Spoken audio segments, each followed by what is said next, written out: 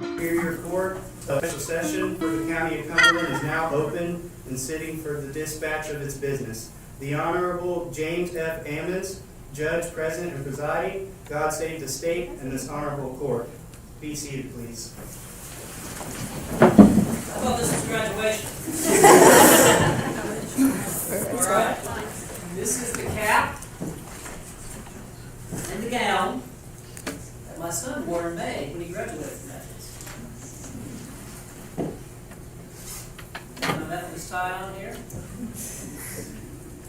And I started to wear my Carolina blue robe since we won the national championship technically this year, but I thought since we were that ankle, this was enough. All right. Come on now, I'm trying to loosen you up. All right. I want everybody to have fun today. I'm going to try to make the rulings. Sometimes like a regular judge would, sometimes not. All right. So, we have a civil case we're going to try today. Somebody say yes or no? Yes. All right. I'm going to let, before we bring the jurors in, the lawyers introduce themselves. Let me find the caption here. For the record, this is case number 0711X. Dabney Hamlin, hope I'm pronouncing that correctly. Is Dabney here? Okay. Versus Orange Inc. Who represents the corporation? What's your name, sir? Neve Works. First name? Neve, N-E-V-E. Last name Works? Yes, sir. They call you Never Works for short. And let me hear from the plaintiff's counsel. Who are y'all? Starting with you. Morgan Faircloth. Stand.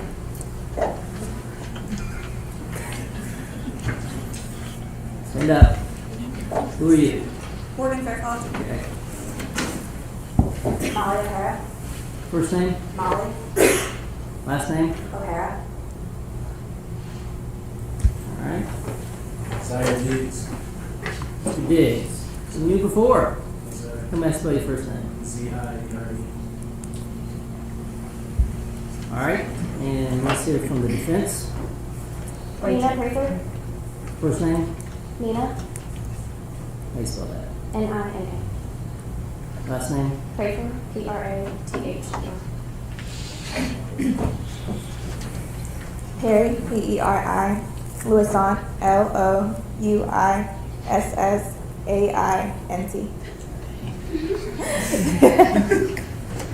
Okay. Habakkuk Curry, H-A-B-E-K-K-U-K, and then Curry, C-U-R-R-Y. And who is our bailiff? Identify our bailiff. What's your name? Jesse Winters. Okay, you the only one we have in here? Yes, sir. All right, now you got, hit this panic button up here if we have any problem with this crowd. So you open that door, make sure we get some help in there, all right? Okay. How about our clerk? Who's our clerk? And understand that you are with the union and that you can't work with half the trial, so we're going to have another clerk come in, is that right? And who is that? Stand up. All right. Court reporter, we're recording all of this. Understand we have pre-selected the jury and you're outside waiting in the jury room before they come in. Is that right? Any pretrial motions that you want to hear outside of the presence of the jury? Any motions in limine? Any motions prohibit testimony of the expert? And at this point, one attorney from each side would stand up and say, no, Your Honor. No, Your Honor. No, Your Honor. Nothing for the defense? No, sir. Nothing for the plaintiff. Y'all ready to bring the jury in? All right, Mr. Bailiff, bring in the jury. Let me welcome our jurors.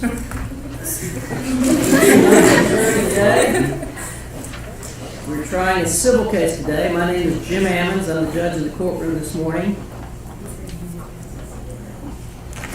And let me introduce the parties to you at this time. This is a civil case between Dabney Hamlin. We can stand up and face the jurors. And she's the plaintiff in this case. The defendant is Orange Incorporated, and it's represented by Mr. Neverworld. So, the plaintiff will have the burden of proof on most of the issues in this matter, is represented by Pretend Attorney Morgan Faircloth, Pretend Attorney Molly O'Hara, and attempting that attorney, Ziere. And the defendant is represented by wannabe counsel, Nina Prather,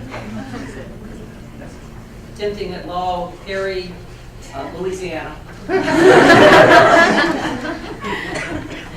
And I'm no relation to Seth Abika. They need to be able to take notes. So here, give them some pencils so they can take some notes. Now, as I said before, this is a civil case. Involves the defendant Dabney Hamlin versus Orange Incorporated. This is a claim in negligence for the negligent design of some type of phone or something. I don't know. I didn't really read this. So, will there be an opening statement before for the claim? All right. Court recognizes Attorney Faircloth. Yes, sir. Ladies and gentlemen, before she starts, let me tell you that an opening statement is not evidence in the case. It's simply an outline of what competent and admissible evidence will be. Opening statement, like I said, is not evidence and must not be taken by you as evidence. You may proceed. Good afternoon, ladies and gentlemen of the jury. My name is Morgan Faircloth, and today I'm here to represent my client, Dabney Hamlin. On December 14, 2006, a 19-year-old girl's phone was hacked. That day forced her to drop out of school, move back in with her parents, and put her entire life on hold. She then Orange Incorporation, due to their negligence, she lost her sense of security. Because she had to drop out of school, she had to put her whole future on hold. Orange Incorporation put the security of my client's personal information in jeopardy to gain a financial advantage against their competitors. That Chris's bonuses were more important than my client's future. The plaintiff's team will call witnesses to the stand. We will begin with Dabney Hamlin, who will let you know firsthand the stress that she had to go through. We will then call former Orange Inc. employer Jody Franklin to the stand, who will testify that the security of the phone did not meet the completion of their testing, that Orange Inc. was negligent. Then we will call a young hacker, Slack Sawyer, who will testify that he was able to hack into Dabney Hamlin's phone, which the defense will try to tell you is unhackable. We will then call expert witnesses, Taylor Brazil and Aaron Johnson, to the stand, who will testify and explain the process that a hacker must take and the information needed to properly hack a device. They will then explain the simplicity of hacking the MePhone. We ask that you listen carefully and place yourself in the shoes of my client and her families and find Orange Inc. negligent for my client. Thank you. All right. Who speaks for the defendant? I do, Your Honor. Attorney Prather. Yes, sir. You may proceed. Good afternoon, jury. My name is Nina Prather, and I'm an attorney for the defendant, Works and the Corporation Orange. We are here today to discuss the accusation from Dabney Hamlin of negligence. I'm going to start by a little bit differently than an opening statement normally would. I'm going to go based on the assumption that at least one of you is a parent. Now, parents spend their entire life growing and raising and developing their child, and then they grow up to the age of one day where they are no longer at home. They no longer necessarily need the constant care and support from their parents from a close range. They grow up and they go on and they do their own things. The same thing goes for a business. Works spent his entire life building up this corporation from the ground. He started from very humble beginnings in the garage of his parents' house. He then grew to a multi-million-dollar corporation that he has today. He created the MePhone. and he has spent his entire life making this at the best that it can be. Now, he takes care of his consumers and makes sure that everything that they have is the best that it can be for them and protects them from any potential harm. Now, once the product passes into a consumer's hands, it is then their responsibility to take care of them. And we are here today to show that we did our part in taking care of our consumers, and that it is the plaintiff's responsibility to uphold that as well.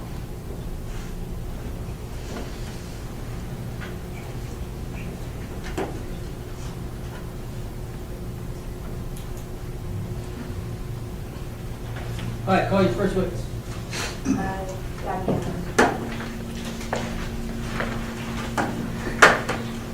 Plaintiff would like to call Gabby Hammond.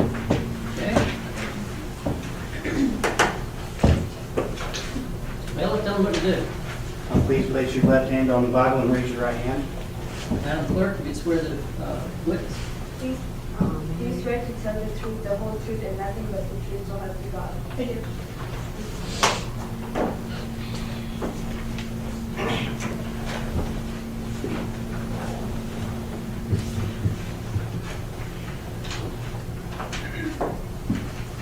Could you please state your name for the record? Gabby Hammond, And how old are you, Gabby? 22, Where are you from? Texoma. And where are you currently living? I recently had moved back from my parents. How old were you when you got your first phone? 16. And what type of phone was it? It was like a little pink, like razor phone. Was your knee phone your first smartphone? Yes, Do you have any other Orange products? I do. Can you tell me what they are, please? I have the knee pad, the knee stack, and the knee piano. Do they all work with each other?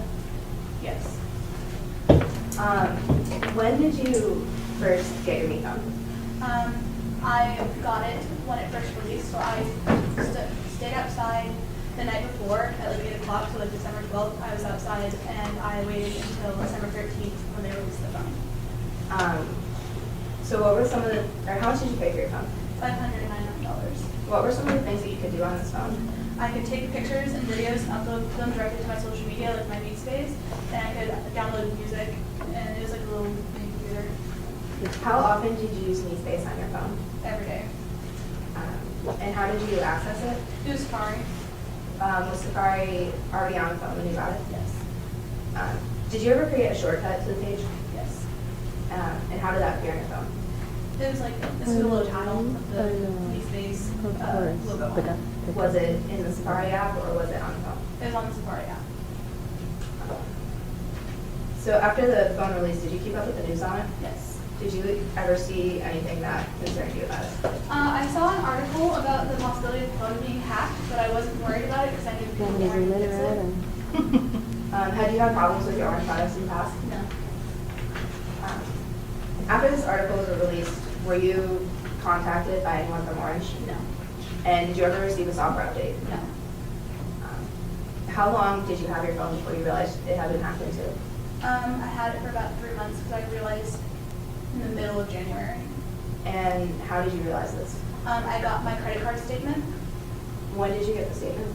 I got the statement January 20th And why did you get it so late? because when I applied for my credit card, I applied in the middle of the month, so my statement only comes in the middle of the month. And how long had you had a credit card? Since I was 16. Was there anything irregular on the statement? Yes. Your Honor, permission to first witness. Yes, ma'am.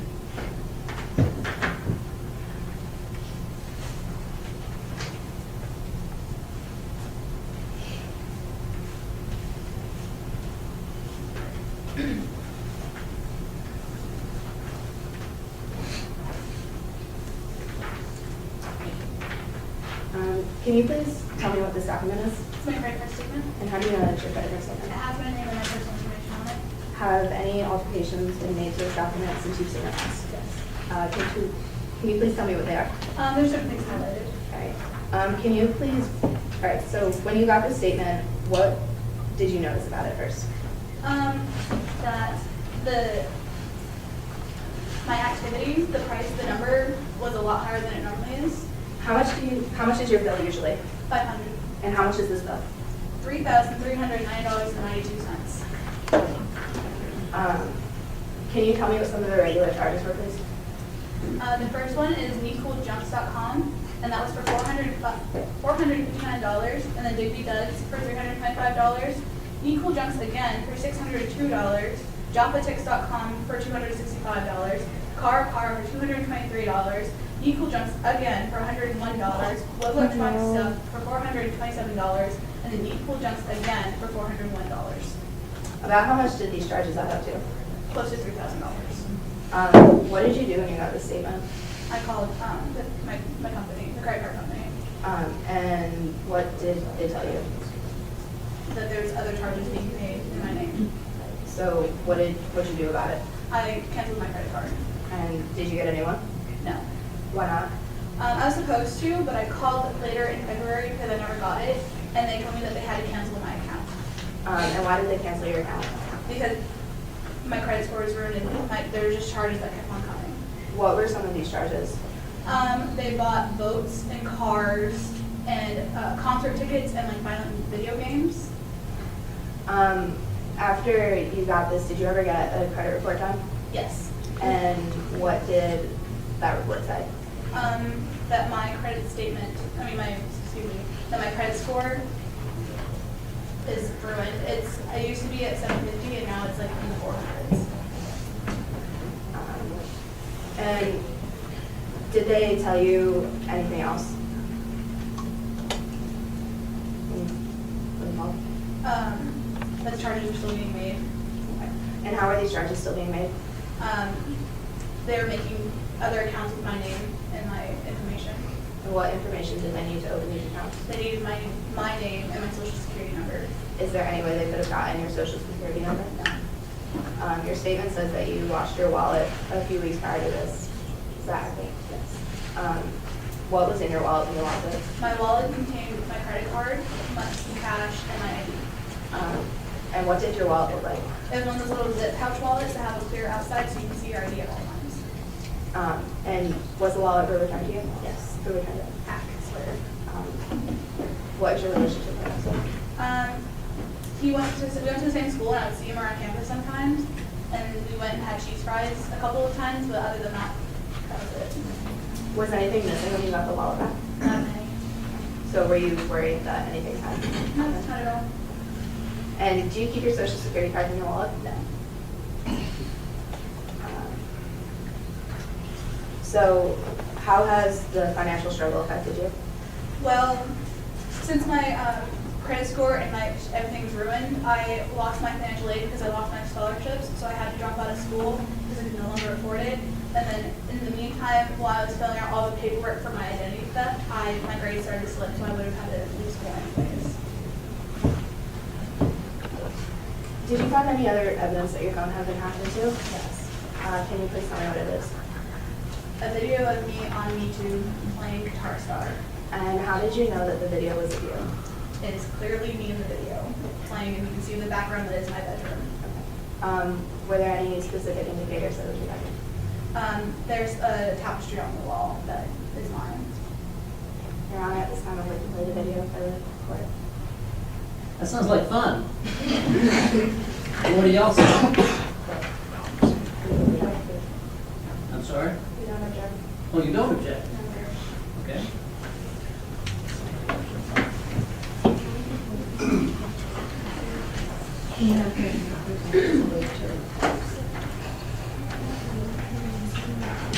Clerk, could you please turn the light on? Thank you.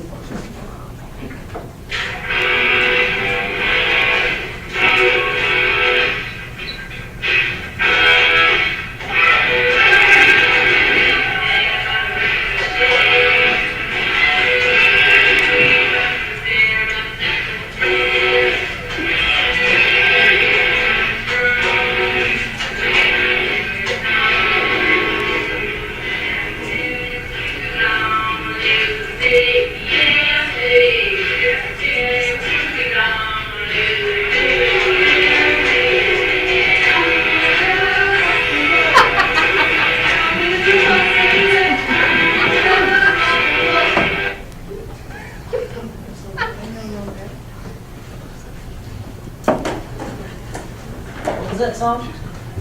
I don't remember.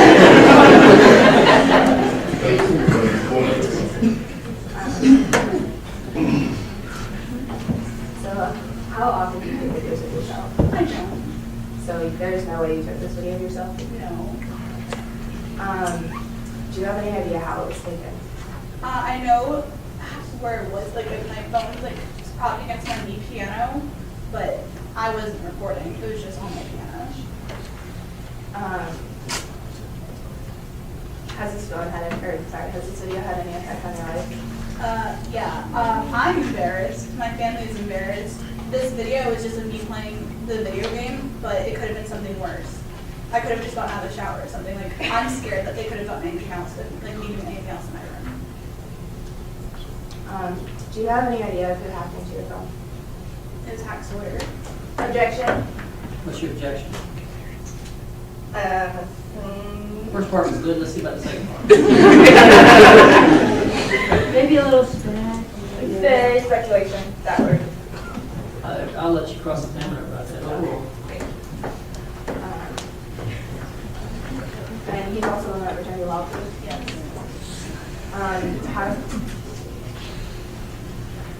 So, what were the overall effects of your phone being hacked into? Well, my credit score is ruined. I had to drop out of school. I can no longer, like, continue on my career. I had to move back in with my parents. Like, it's just ruined my life. Like, my family's embarrassed. Like, my little brother's traumatized. Like, his big sister is on the internet making a fool of herself. My life is ruined. No further questions? We witnessed.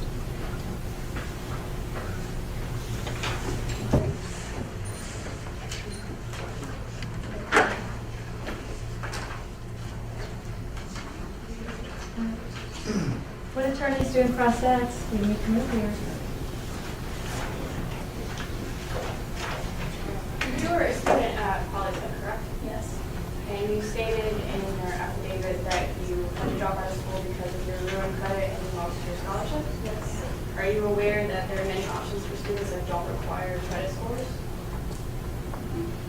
Did you ever think about that, other ways to pursue your education?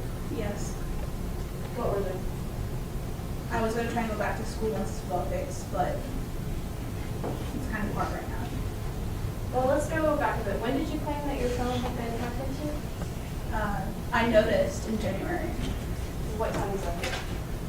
January 20th. When I got my And your paper statement it actually says right after New Year's. I got my statement on January 20th, though. It was after New Year's.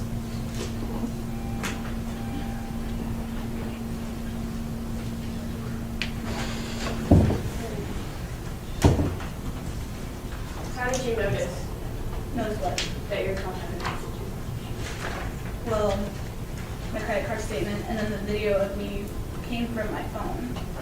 That's how I noticed all this stuff. I didn't do it. Going back to my previous question, on line 39 of your affidavit, it was after New Year's when I realized that my phone had been hacked into. Is January 20th the year New Year's? Objection. Overall. After New Year's. I stated after New Year's. It was after New Year's. It It's was still saying that January. January is near the end of, like, near the end of the month? January 20th is near the end of travel? It's still after New Year's.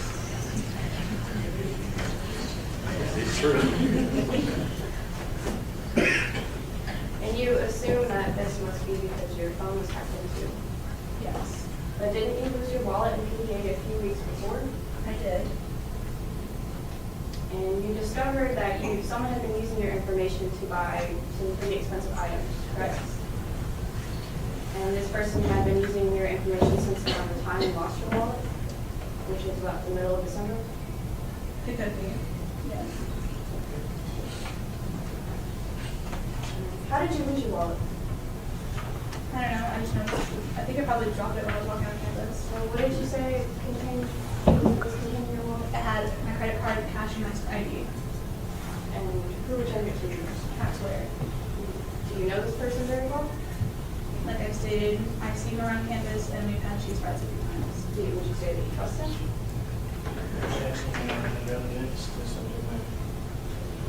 What's the relevance of this? I wouldn't, a regular person wouldn't trust somebody with their card and bank information, such as like their credit card or ID and cash, if they didn't know them very well. And how's that? Go ahead. Yeah, she just previously said she lost it, so. And the person that returned it to her was the same person that hacked into her phone. Okay, I'll allow it. Oh. You can ask a question. You can ask a question. I don't remember the question. What was it? How did you lose your wallet and who returned it to you? I dropped it while behind campus and Sawyer returned it to me. And you trust this person? I got that to touch my stuff, yes. Because there's nothing was missing in my wallet. You don't think it's probable that someone could have taken your bank information from the card that was in your wallet and then just put it back in your wallet? You have to have my. Just speculation. Oh, And you were very proud of your credit statement at one point, correct? Yes. It was over 700? Yes. And what is it now? 400. How much do you spend on your credit card monthly? 500. Every month. Around that, yes. What do you usually buy that costs you about $500 a month? I really just, like, if I'm hanging out with friends or going out, like, buying food and stuff, it just adds up eventually, but it's only 500 I watch my spending. $500 a month. Around that, yes. Do you have a job? Not anymore. How do you pay everything back? Well, when I had a job, I would use my paycheck, or I would sell things and just pay it back. So how do you pay it back now? I can't. That's the problem. Did you have a job when you were in school? Yes. What was it? I worked at the diner. How do you know Hack Sawyer? I know him from school. Or is there anywhere else you would know him from? Did you have a class together? Yes. Where did you go when you were around him? What do you mean? Did you go anywhere together? We had class and we Jackson, relevance. overruled. Did you ever go anywhere together? we had class together, and then, like I stated, we went and had chicken fries a few times at the local diner. Would you consider yourselves friends? Not really. We stopped contacting each other. Would you say that you know him very well? No, no enough. If you didn't know him very well, what did you talk about in your time together? Talk about class. That's it. We were in the same class. We would talk about our assignments. Do you have any other people that you don't know very well that you have lunch with on a regular basis? So that's the time to stand up and say objection.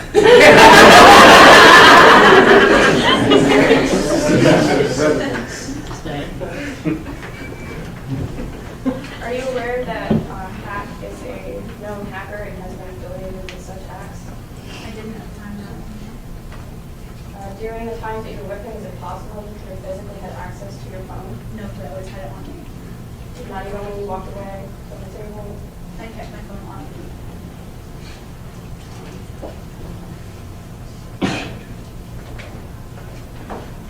Your Honor, permission to approach the witness. Yes, ma'am.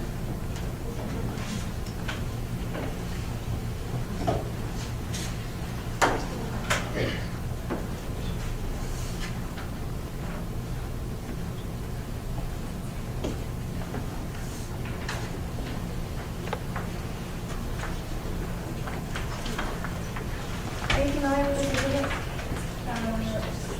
Could you explain what it is? It says,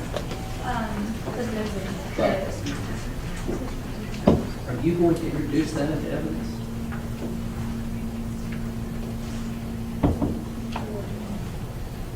If I show this. You can show it to her, and then you can ask her questions about it. But unless you're going to introduce it into evidence, she cannot read from it. Your Honor, permission to enter exhibit 3. Objection, lack of foundation. Sustained. Exhibit 3 is the article that came out that suggested that a neat contract might exist. Which are you familiar with this? Why don't you hand it to her and ask her if she knows what it is? Are you familiar with what this is? yes.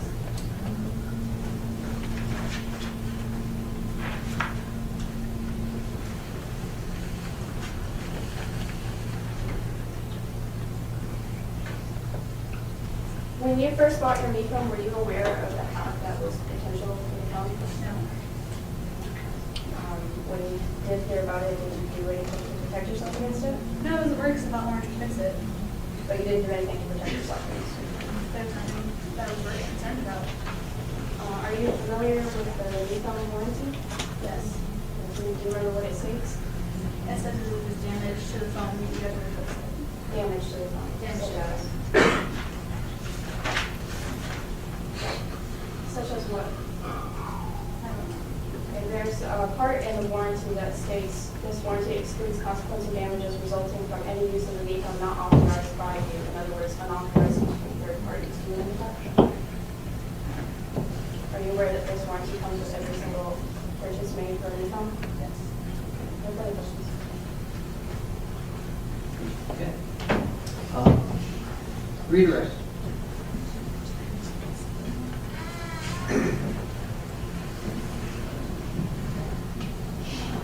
Well, Your Honor, at this time, we would like to call Judge Franklin to stand. Okay, thank you, Andy, Heather.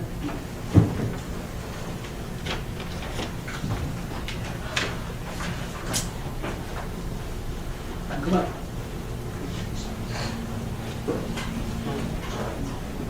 Please place your left hand on the Bible and your right hand. You promise to tell the truth, the whole truth, and nothing but the truth, so help you God? Station and I'm Jody Franklin. Here, give me a minute, we need to take this off the screen. Yeah.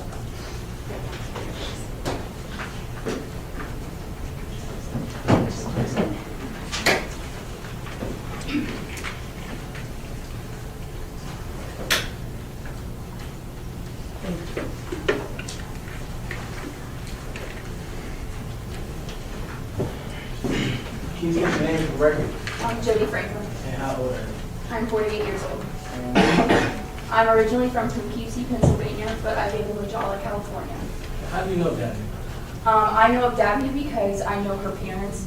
Both of us share adjacent timeshares in St. Thomas of the U.S. Virgin Islands, and I've met them on like social occasions.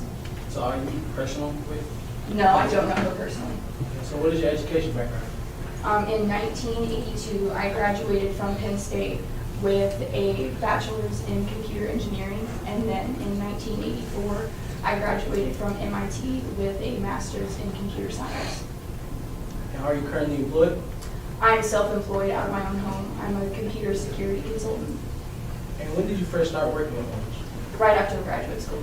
And what was your first job on Orange? I was a systems engineer. And this consists of? It kind of depends what job you're on. It's like a technical support job. At the time when I first got the job, I was on a development team of the product we were working on. And did you get any promotions in Orange? I did. I got a few promotions. From that, I was systems engineer 2. Then I became senior systems engineer. And then I became VP of systems implementation and design. And what projects have you worked on while at Orange? I worked on various projects while I was at Orange, like the Meet Tote, the Meet Book, the Mia, and the Meet Phone. And how long did you work for Orange? 20 years. And around what year did Orange begin to develop the new phone? It was early 2004 when it first came out. And you were on a project team? I was. And who else knew about this project? It was a secret project at the time. It was called Project Zenith, and it was just the design team and then the executive management of Orange. And during this time, during the creation of the phone, what problems were known at this time? During this time, a lot of technology companies started seeing a lot more computer viruses and issues like that come up. The big problem was starting to show was unauthorized access, which is where somebody from a remote location can basically hack into your device. Like if I had my cell phone here, Judge Ammons could be across the street, but he could hack into my phone and get my information. And so for this project, did you all bring anybody in for security purposes? For this reason? I did not add anybody else to the project, but I was informed by HR that they would be adding someone, Robin McGonigal. And did you have a say-so in this? No, I was just told. And was this person ever part of your development team? No, she wasn't a part of the contractor. And when Robin started getting on the team, what did she start working on? she basically did what I did. She worked on the like implementation and design and then the security aspect of it. And what were her ideas that she brought to the event? She brought security ideas. She wanted to focus on cloning and eavesdropping. And can you explain to the jury what this means? Cloning is where you can just make the same phone. Like if you were to clone my phone, you can have the same phone as me. Eavesdropping is you can hear what I'm saying on my phone. Like if I'm talking to someone on the phone, you can hear whatever I'm saying. And what was your main focus on this project? I did disagree with her about focusing on cloning and eavesdropping. I thought that we should focus on building secure firewalls and the unauthorized access. And can you explain what these firewalls mean? Firewalls, it's basically like a roadblock between the portable device and the internet.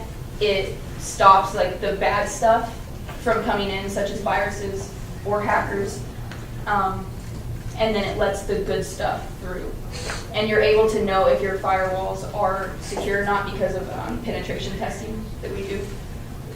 So you were more focused on firewalls, correct? Yes. Your Honor, at this time, I would like to enter plaintiff exhibit number 2 and pose this to the jury. Any objection? No, sir. All right, plaintiff exhibit number 2 is in.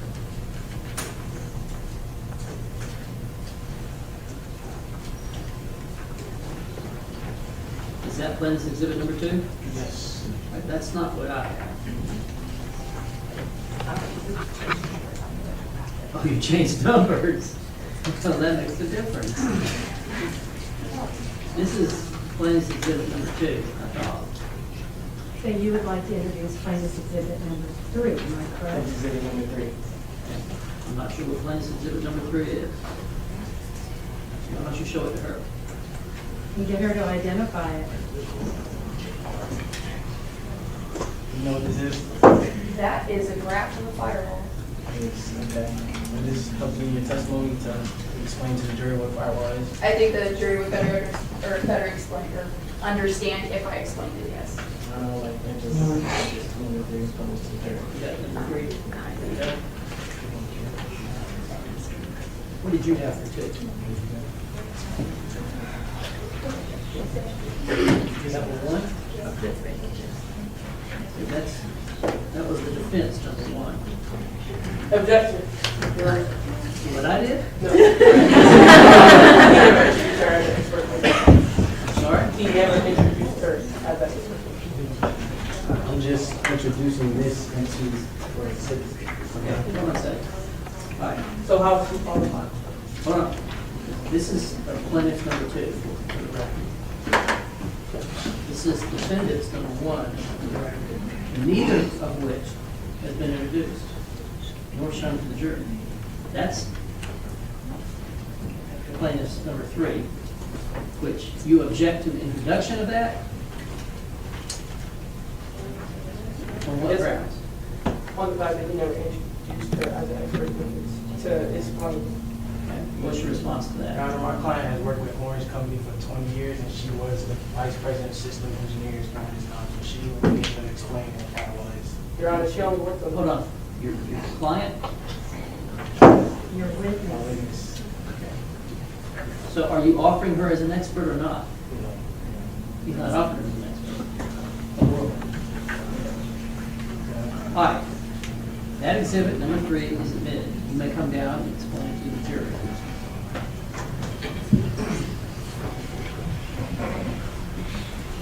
Okay, so like I said earlier, here are your portable devices, a phone or a computer. This is the bubble of internet. Like I said earlier, this is like a roadblock. This is the firewall.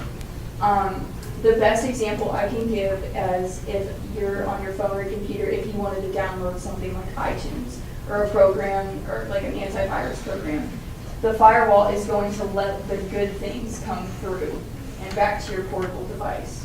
Now, if you're trying to download something off a website that the firewall picks up viruses or other bad things, it's going to reflect it and it's not going to be able to come into your phone or your computer. And as I explained earlier, that we do know if the firewalls are secure or not through our penetration testing. So how would a firewall know not to let unauthorized access through? Because of the penetration testing that we go through.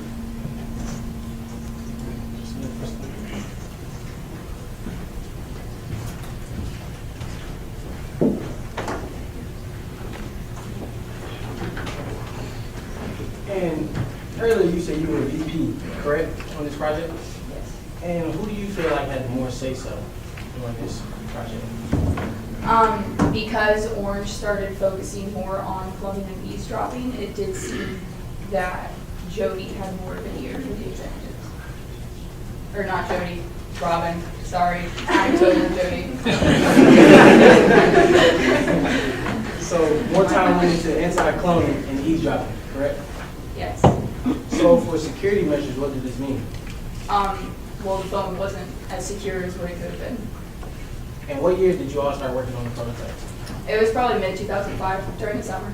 And what issues did the phone have? You had your normal like hardware and software issues, but as people know, iOS updates, like once those came along, like we fixed those. But again, there still weren't secure firewalls, so the phone was not as secure as what it could have been. And when did these issues first come to light? I brought them up at our development, or the meeting, talking about the development and the marketing plan of the Me Phone. The people on the project team and the people of the executive management team of Orange were at this meeting. Gwen Stevens was there. She is the VP of marketing for Orange. She announced that she wanted to put the phone out by Christmas 2006. This meeting was in April 2006. I said that the phone would not be ready by then because not all the security checks were done. There were still security issues. And Robin stood up and said that the security issues were fixed and everything, like the phone was fine and it was ready to be put out by Christmas. So why didn't you bring your concerns directly to the CEO of MeWorks? He was present at the meeting. He wasn't physically there, but he was watching through the video camera. So he heard it. And did you come up with any ideas to validate the security for the Me Phone? I did. I brought my idea of bringing in white hat hackers. That's a program where people are basically hired to come in and try to hack your product. It's a totally like safe company. They come in, they sign the contract. We tell them what they can and cannot do with our device. We don't give them information of like necessarily about the phone or the company. But what we do is we give them the information of what is on the phone. Like if there's like a certain, like if we tell you to hack this person's camera roll or the photos, we tell you that this picture's here and to try to hack into that to get that. And you brought this up to Orange. Did they go along with your idea? Of course they do. So even with all these security measures still needing work, Robin told everyone that the security issues have been addressed?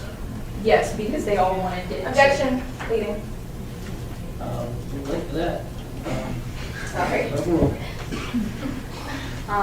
Yes, they all wanted it to come out by Christmas 2006 because there were competitive companies also putting out cell phones, and they believed that they would not make much of a profit if it came out after Christmas. So during the meeting, right after they had pushed it, what did you do? Do I need to Objection, stand Your up? Honor. Thank you. Last year, I think you did jumping jacks for us. I hope you don't have to do that again this year. What's your objection? Can you lead them? Yeah, leave. Thank you. Praise the Lord. Sustain. So after this, what did you do? After the meeting. Yes, after they had pushed it. Okay, after Robin stood up and said that everything was fine, the phone was secure, and the executive management team said, then that's fine, we'll push the phone out by Christmas. I just told them that they had no idea what they're getting themselves into. They're gonna have a lot of problems in the future with security issues such as hacking, and I left the meeting. Did anybody agree with you? Yes, Lynn Bergamot was in the meeting. She was on the project team, and she agreed that if the phone was not secure, that it shouldn't be put out. So from your knowledge, if Orange completes the firewall validation, you will be here today. I don't think we would have as many security issues now. No further questions. Your witness. Jody, so you did not work with the security of the phone, correct? I did. But you had no background in security, correct? My thesis did involve some like in and out, log out. So like you knew a little bit, not a lot. I was aware of what security implementation was. Yes, I was on the implementation team. Okay. So you worked on like the engineering and design aspect of these products. Yes. You worked on all these projects, including Project Zenith, right? Yes. And what part did you claim Project Zenith again? I was on the implementation team, the design phone. And I believe Project Zenith was a top secret project, correct? Yes. So, since the project was, top secret, could someone within the company could have hacked the system? No, I don't believe it. Without any speculation. Overruled. Because, it's top secret, so I don't think anybody else outside of the company would be able to know anything about the phone. Well, the phone wasn't done yet. You stated that you wanted to bring in reform hackers to hack the new phone, right? I did. There are some reform hackers in white hat hacking, but not all of them are reform hackers. Are reform hackers like criminals? They're ex-criminals, yeah, they are. So you don't want ex-criminals to have access to something that was top secret? Like I said, it's safe, and who better to do it than people who know what they're doing? So you're going to be able to watch all the criminals while they're hacking the system? Yes, so we know what's happening. So I thought that they brought in Robin to do the security on the phone. Yeah, she was there to work with us with the implementation. So wasn't she more qualified than you were? I don't know her whole background, so I'm not qualified to answer that. You consider Robin an outside person? I do, Why? because she didn't work for it. Because she got hired, right? Yeah, then she didn't become an outside person because she was then hired. Are you putting your personal feelings or business? Yes.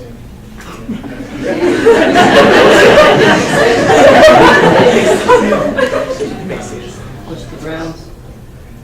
Her personal feelings has nothing to do with this. It was probably pretty interesting, so. Overall, anybody answer the question? No, I don't have personal feelings. If you don't work for Orange, you're an outside person of Orange. Okay, why did you think it was a mistake for them to hire Robin? I thought it was odd that they hired someone not a part of our company to design or to assist designing one of our products. And what was your relationship with Robin? You were over her? No, we were just kind of like work together. There was no real rank between us. Okay. In your fact statement about reading it over, you were constantly bashing her. Were you jealous of Robin because she was more qualified than you? Am I allowed to read that? I'm not sure when I bashed her.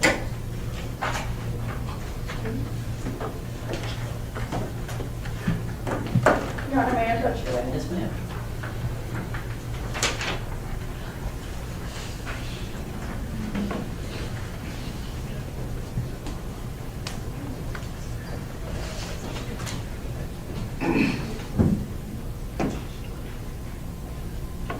Okay, read lines 1 through 5. She never showed It's the deposition, right? Yep, y'all have a copy of it. And not the deposition, it's the fact statement. They have a copy. Want me to read these advice out loud? Yes, ma'am. Bailiff, we need to keep this courtroom quiet, please. All I can say about that is McGonagall must have the good on somebody. I now refer to McGonagall as me-Conical.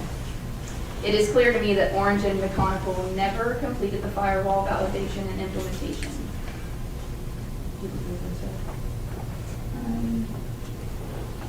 No, you're good. Thank you. So it sounds like Do you make fun of her last name? I did call her McGonagall because of the me phone, but I don't see how that's bashing. Sound like jealous feelings to me. I guess that's your opinion. Give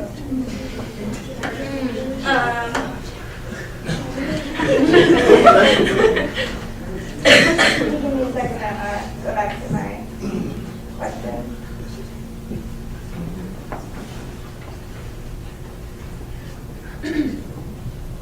So you were not intimidated at the fact that she specialized in the field that you were in charge of? I'm sorry. You were not intimidated at the fact she specialized in the field that you were in charge of? No, like I said, I wasn't intimidated. I just thought it was odd that they were bringing her in.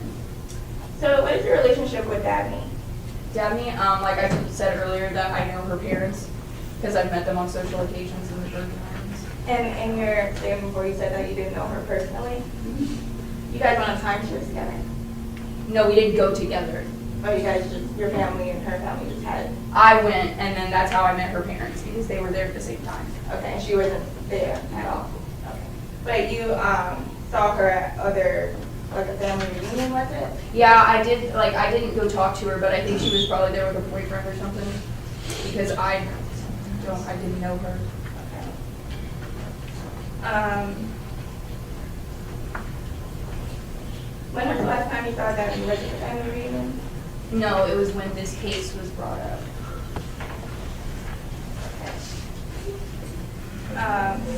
Did you ever want to access her phone? I'm sorry. Did you ever want to access Dabney's phone? Are you referring to me trying to repeat After the the act? accident? Yeah. Yes, I did want to try to repeat the act to see if it was happening. And were you upset that you were not allowed to see Dabney's knee phone after you tampered with it? I was never allowed to see hers. Great. You were upset because you weren't allowed to see the phone. Well, I mean, I got a different phone. You want to read your statement? That's what my statement says.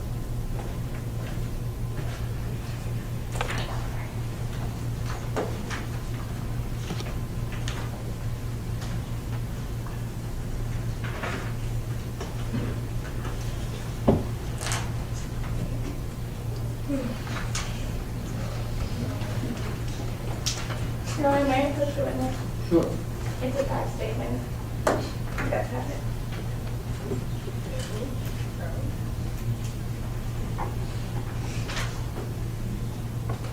Okay, you guys have it. No, actually. 67. So you start at I. I would estimate that I have spent about a dozen hours reviewing my notes and examining the me phone, though Orange would not allow me to see the actual me phone used by Dabney. After you tampered with it, right? I was not allowed to see the phone used by Dabney, so no, I did not tamper with it. Okay. Objection. Stand up. One of you stand up. Object, repeat after me. Objection. Assuming facts not in evidence. Assuming facts not in evidence. Sustained. Ladies and gentlemen, let's stand back. Motion to strike. Motion to strike. Motion to strike Motion to instruct. and motion to instruct. Okay, I see. Ladies and gentlemen, disregard the comments of the defense counsel about after you tampered with it. It's not in evidence. How much are you charging Dabney to testify in court today? For you to testify in court today. I didn't charge her for testifying. I just charged her a flat rate of $1,000 for this whole case. Okay. So what tipped you off on the point where you walked out the meeting that day? I was very upset that a good company like Orange was going to let everything they stood for be gone because of one simple mistake of not securing the phone. And you said you didn't specialize in anything regarding to security, correct? I didn't specialize in it, but I was familiar with it. Okay. What is your current occupation? I'm a computer security consultant. And did you resign from Orange or did they fire you? It was both. I sent my resignation and they fired me. It's in the statement. Did you get fired first and then resigned, or resigned and then get I fired? sent my resignation and then the security people that were in my office. When I got that. So how did you build, you have a security company, correct? Yes, it's my own company. I'm self. How did you build a security company within 6 months after getting resigned or fired or whichever? Well, it's not like a company. How's this relevant? She has a security company, and she used some of our, she would have had to use our computers and our clients, right? In order to start her company. What does this have to do with? I don't know, it sounds real good.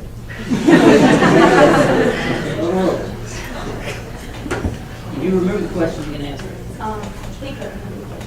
Okay, so it wasn't like I built a company from the ground. I was at my own home and I was a consultant. So I consulted people.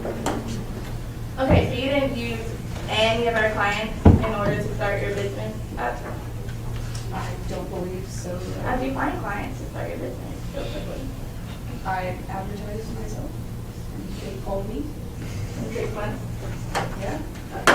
Objection.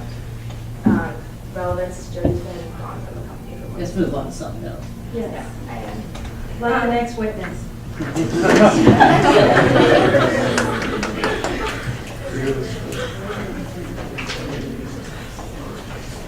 I don't think she has any more questions. No, she doesn't. And you step down. We would like to call Hat Sawyers into the stand. Okay?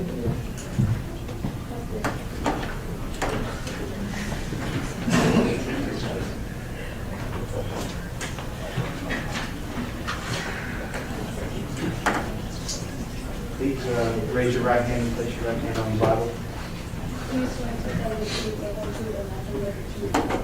I do.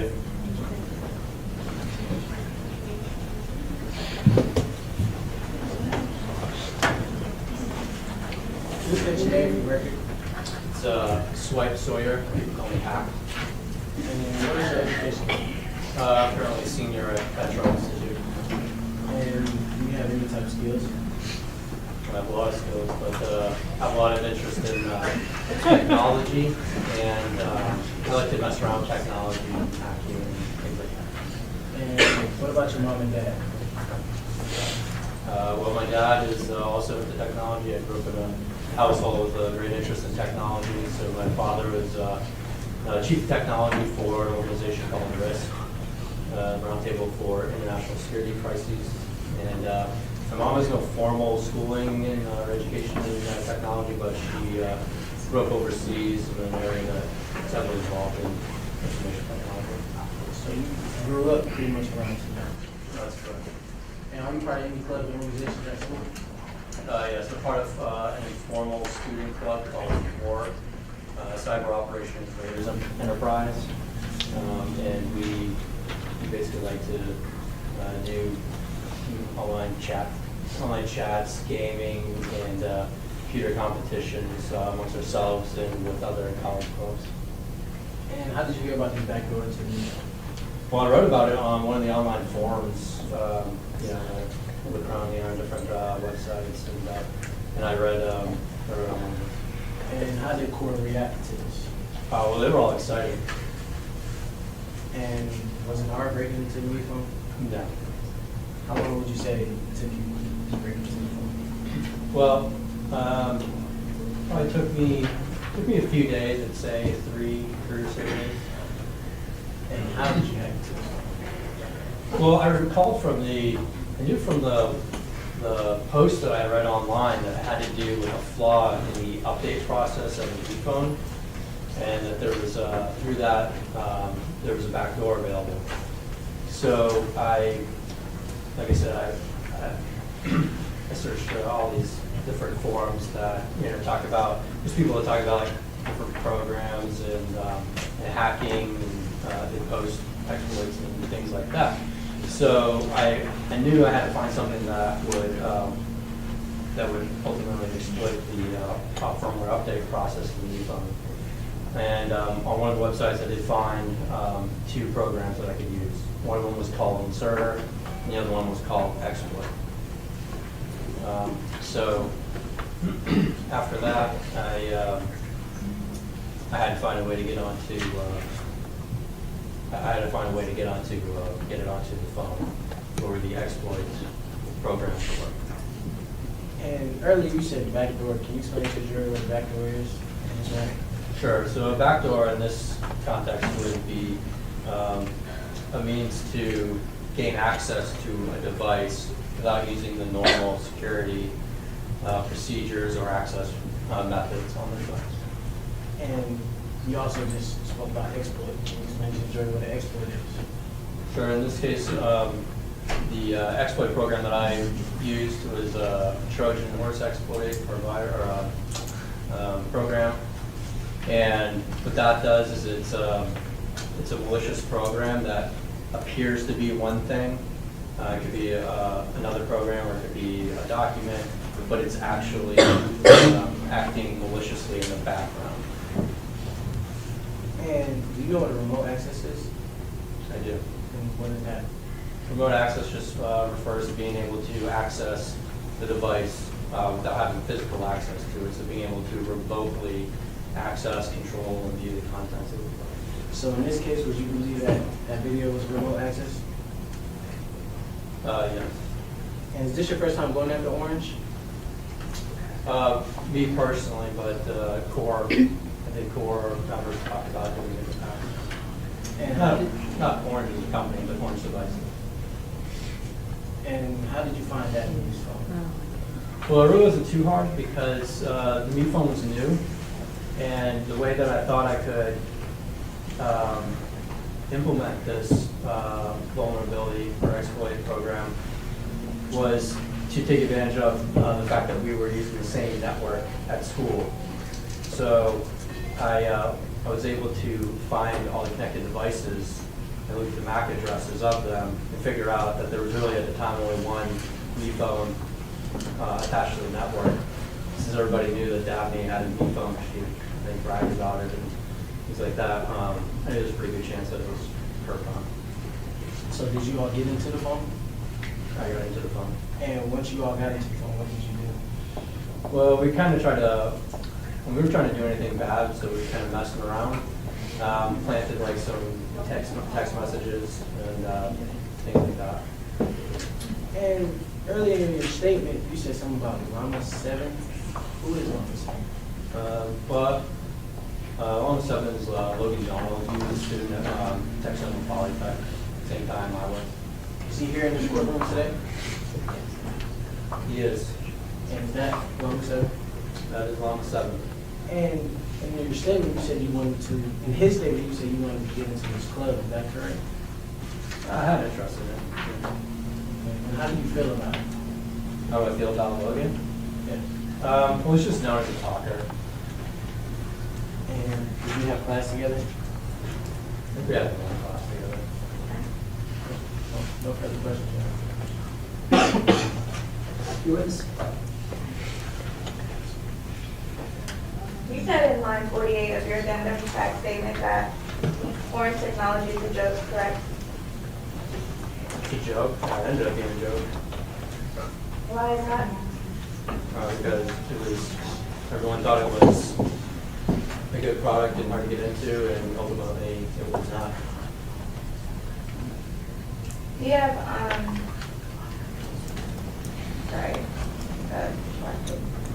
you have tried to go after Orange products before, correct? Yeah, I said that the core members had talked about it in the past. Were your other attempts successful? No, they weren't my attempts. Not that I'm aware of. And you said you knew Dabney was a dedicated Orange user. It's kind of what she was known for around school.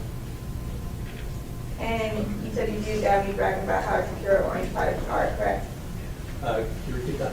You said you viewed Dabney bragging about how secure Orange products are, correct? I viewed her, right? She was known, as she talked about.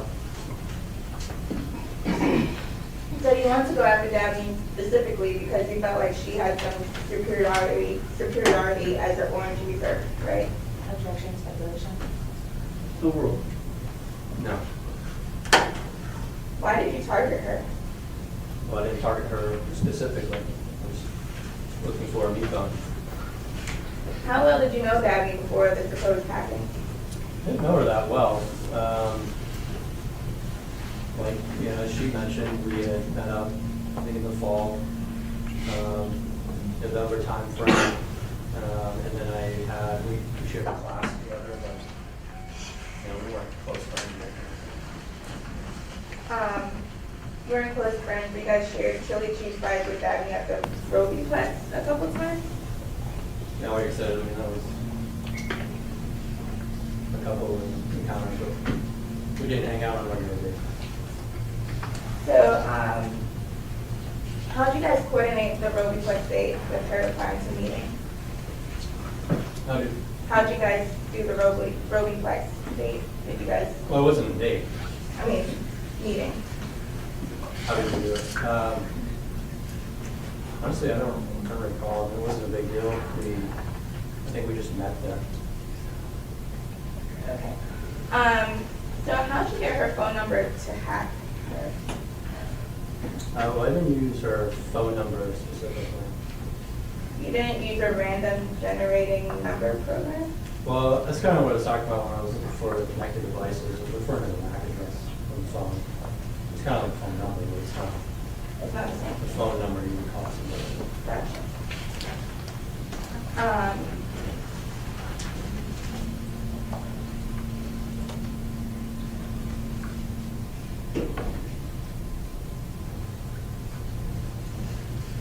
You stated in your statement you couldn't pick her out of a lineup of two, correct?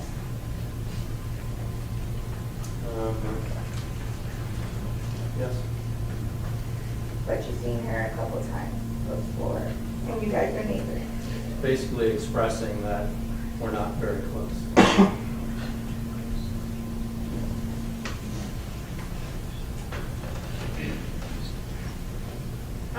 Did you release the videos of Dabney? No. But you showed your other coworkers? No. You didn't show your coworkers any videos of Dabney? No. I showed numbers of core. You showed, sorry? Showed numbers of core coworkers. So that's what I'm asking you. So you did show people then? Showed a few of my friends in the club. So you came in contact with Dabney's wallet and PDA? That's correct. How long do you have her wallet? Well, I don't recall exactly how long I had her wallet. Somebody gave it to me, and I returned it to her. Who gave it to you? I don't remember. I think it was somebody from Core. Do you know what was in her wallet when you came across it? No, I didn't go through it. Okay. And did you take anything from her wallet? I didn't go through it. Did you tamper with her PDA? No. Okay. When did you return her PDA wallet to her? I don't remember the exact date. When you did return it, did she seem bothered that you had it? No. How often did you work with your board members? Like, how often do we meet? Yes. There was no set schedule at the time. Like I said, it was like informal, unofficial club, and it was just a collection of students who had an interest in computers and technology, that kind of thing. So we kind of got together periodically, and it's online, so we don't have to formal business work. And your core members considered you a script kiddie? I don't know. Do you know what a script kiddie is? Yeah. Can you explain to the jury what it is? Script kiddie is basically just a kind of a low-level hacker, somebody who uses pre-written programs and scripts to pull off hacks. So, not sophisticated. So basically, you're only able to do things when someone gives you direction. No.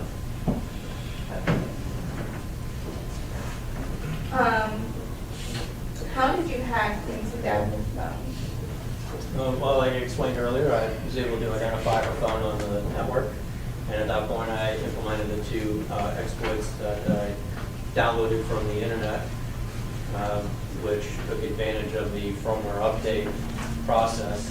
So the phone thought it was being updated, but it was actually uploading my malicious program, which then gave me complete remote access to the device once it was restarted. Okay. No further questions? Any regret? No, Your Honor. It's soon, come down. All right, next witness.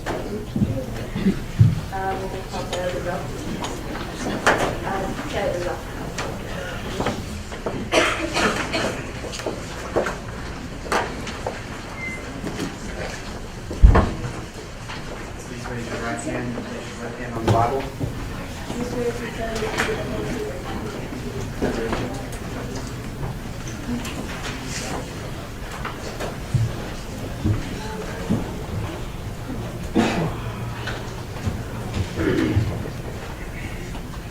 Proceed.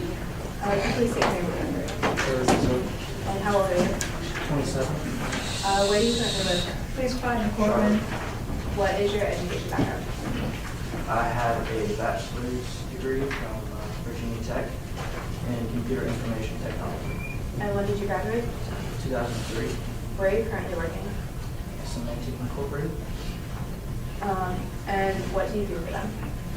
I am the new technology investigator. What does this entail? So anytime new technology comes out, any advancements in tech, I go through a course security course. Do you have any certifications that allow you to do this job? Yes, I am an Orange Certified Mac Technician. I have my MEOS Department Technician Certificate. I'm considered an Orange Product Professional, along with my Network Plus and Security Plus certifications. Can you please explain to the jury what each of these certifications means? Sure. My Orange Certified Mac Technician states that I am familiar with the operating system on their computers, as well as the hardware and software on it. The MEOS Department Technician Certificate states that I'm certified with their phone software or operating system and the developing programs that they're attempting to put on the front. Orange Product Professional states that I'm with my general working knowledge of Orange products, I'm considered professional in their devices. The Network Plus certification states that I'm a professional in general network infrastructure such as IP addresses, MAC addresses, firewalls, all that jazz. And the Security Plus certification states that I'm a working knowledge expert in network security and protocols. Excuse me. When did you start working with computers? Back in high school. And how many products have you worked on for semantics? About 100 or so. And how many are you currently working on? I'm working on 2 right now. Can you please tell the jury what they are? I am working on the Mi Phone 2, the updated Mi Phone right now, and I'm about to get the Mi Air when my partner is finished working with that. At this time, I would like to qualify Taylor Brazil as an expert witness in computer operating system security. I think she wants to have testify as an expert. Y'all will check. Okay. Court will allow him to testify as an expert without objection. Just for clarification, do you work for Orange? No, I do not. And does Symantec have a relationship with Orange? There is no relationship. So it's a completely different company. Correct. Can you please summarize what you do with the products that you test? Sure. When I'm given a product, we put it through Kali Linux for penetration testing and vulnerability scanning. And what is Cal Linux? It's a operating system on a computer that is especially designed for penetration testing and vulnerability scanning. What is so important about penetration testing and vulnerability scanning? So through penetration testing and vulnerability scanning, you can look at security flaws such as weak firewalls, open backdoors, ports, and all of that. And what information do you look for? Our policy states that we look for exactly that, stuff like weak firewalls, open backdoors, ports. And once you found the information, what do you do with it? Once I find my information, I write it down and then I give it off to my partner so she can take a look at it as well. And who's your partner? Aaron Johnson. How do you know each other? We were college friends and now we work together. When Erin tests the products after you, does she have your notes? No, she does not. And does she test the same material? I'm confused. Does she test the exact same phone that you tested? No. So when did you start working on the B phone? The day after launch. And what were you expecting to find on it? I was expecting to find zero-day exploits and backdoor hack jobs on it. Can you please tell the jury what a zero-day exploit is? So a zero-day exploit is a exploit on a vulnerable piece of software that the manufacturer does not know about. And the reason it's so vulnerable, because it is unknown, you have 0 days to react to it. And can you please explain a backdoor hack job? As hack, I believe the name was previously stated, what a backdoor is. It's simply a third-party hack coming from another application or the internet through that open backdoor into the phone to start major security systems. Did you find either of these issues on the phone? No, surprisingly. What did you find instead? I found an open port. What was the process that you used to find this port? So we put the phone through Kali Linux, put it through the firewall test, and then we scan for open backdoors and ports. How long did it take to find this open port? About 3 days. How many ports are on the phone? About 600. And which port was this one? Port 589. Did you do any testing any extra testing after you found the open port? No. What did you do after? I made a note of it and sent it to Erin for her to test. What did Erin find when she tested the phone? She found the same open port. What did you do with the information after she tested? We took that information to our supervisor. And what did he do with it? He took it to our CEO. He took it to Orange. So Orange was informed of this issue. Correct. Did you do anything else with the information? Yeah, we spoke to our lawyer and put it on our blog. Is posting information on your blog common practice? Yes, we do it after every security flaw that we find. And about how many people read your blog? We have about 6,000 followers or so. In your opinion, is this port something that should have been left open? No. And should Orange have known about it before they released the phone? Yes. Is it something that could have easily closed before the release of the phone? Yes. All it really required is a software update. And how much would a software update cost Orange? And about how long would it have taken? A couple months. So they would have had to push their release date back? Correct.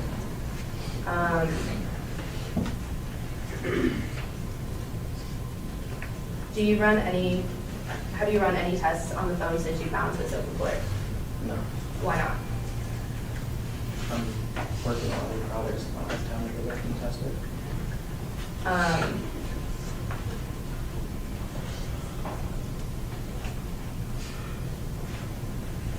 No further questions? Cross-examination. What is your highest level of education? Excuse me? What is your highest level of education? Bachelor's degree. What are your various what are your various certifications again? The Orange Certified Night Technician, the EOS Department Technician Certificate, the Orange Card Professional, and Security Plus, and Network Plus certification. Isn't it true that you have to take certain tests in order to be qualified Correct. for these certifications? Did you take those tests? Yes, Did you pass those tests? I did. How do That's you why I pass? have my certification. Okay. Do you have certificates proving that you did? Yes. Well, Move on.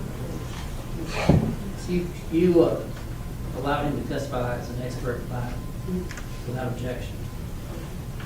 And I'm sure there are other questions that Becca wants to ask that are more relevant to his testimony, since she only has a couple of minutes. when did you purchase the new phone?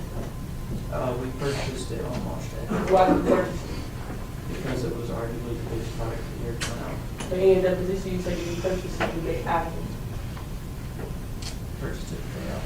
You purchased it, so you purchased it the day of. And you say you purchased it because of work. Because of work. So you test every new product that comes out, or just the new phone? Every new product. What other products have you tested? As I previously stated, there's over hundreds of products, about 100 products. And do you check those products for the same thing? Yes. You said that Systematic had no relation to Orange. Is that correct? Who's systematic? So, Symantec. You said that Symantec had no relationship to Orange. Is that correct? Correct. So, are you guys certified to? So the phones that you tested, they were both new phones, correct? Correct. Who did you purchase those new phones from? From my local Orange store. A local Orange store? Yes. That were Charlotte. authorized by Orange to Correct. sell new phones? Yes. And there were two different phones. Yes. What? You said that you found, what port did you find? That was open. 589. 589. And with that port, how did you get into that port? How did you get into the port? I didn't get into the board. We found it was open. You found that it was open, but you say that you got through my knee space, correct? I did not do that. You didn't do that? No. So you just I found the open You port. found the open port. Yes. And with the open port, isn't it different from a firewall? It's a hole in the firewall, yes. So a port and a firewall are the same thing? Is what you're telling me? So a port in the firewall is essentially a door through the firewall. So when y'all left the port open, there's an open door in the firewall allowing access into the phone. And when you found this port, you said that you guys are the ones who put the news article out there, is that correct? Correct. Did you put it out there with the secure port? Or did you put it out there stating the port that was open? No, we did not specifically state which single port was open. So is it a possibility that with this news article, you could have influenced people to go after Orange security, correct? We put it out there for our clients who did buy the phones. Well, you said that you had 6,000 people who view your blog. So it's a possibility that someone else could have seen this blog and kind of reacted to it. Is that correct? Objection, Badger, no witness.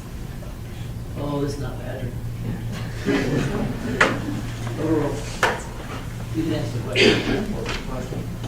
So you're telling me, It's maybe somebody else saw it off your blog. is it a possibility that someone else? Certainly a possibility. Okay. Who did you contact at Orange? That's above my pay grade. All I know is our CEO contacted us. So you assume? Let him answer his question. Let him answer the question. Our CEO contacted Orange. I never asked questions. So you didn't ask your CEO who did he specifically contact at Orange? No. Why didn't you ask? Because I need to do my job, get on to other products. So you don't necessarily know if he did or if he did not contact someone at Orange. I was told that he did, and I have faith in our higher-ups that he did, because they've never let me down before. But no, I did not go back and follow up.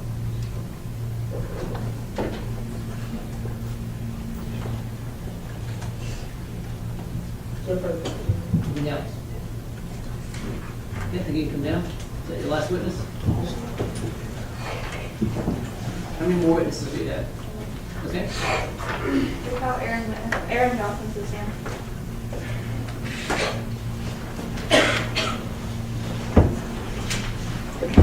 Please raise your right hand and place your right hand on the Bible.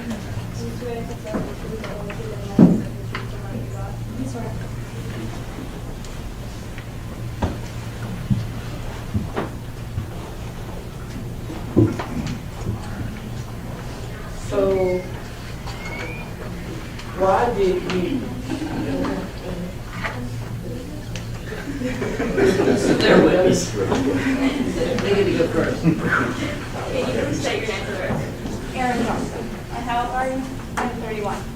Can you please tell the court about your educational background?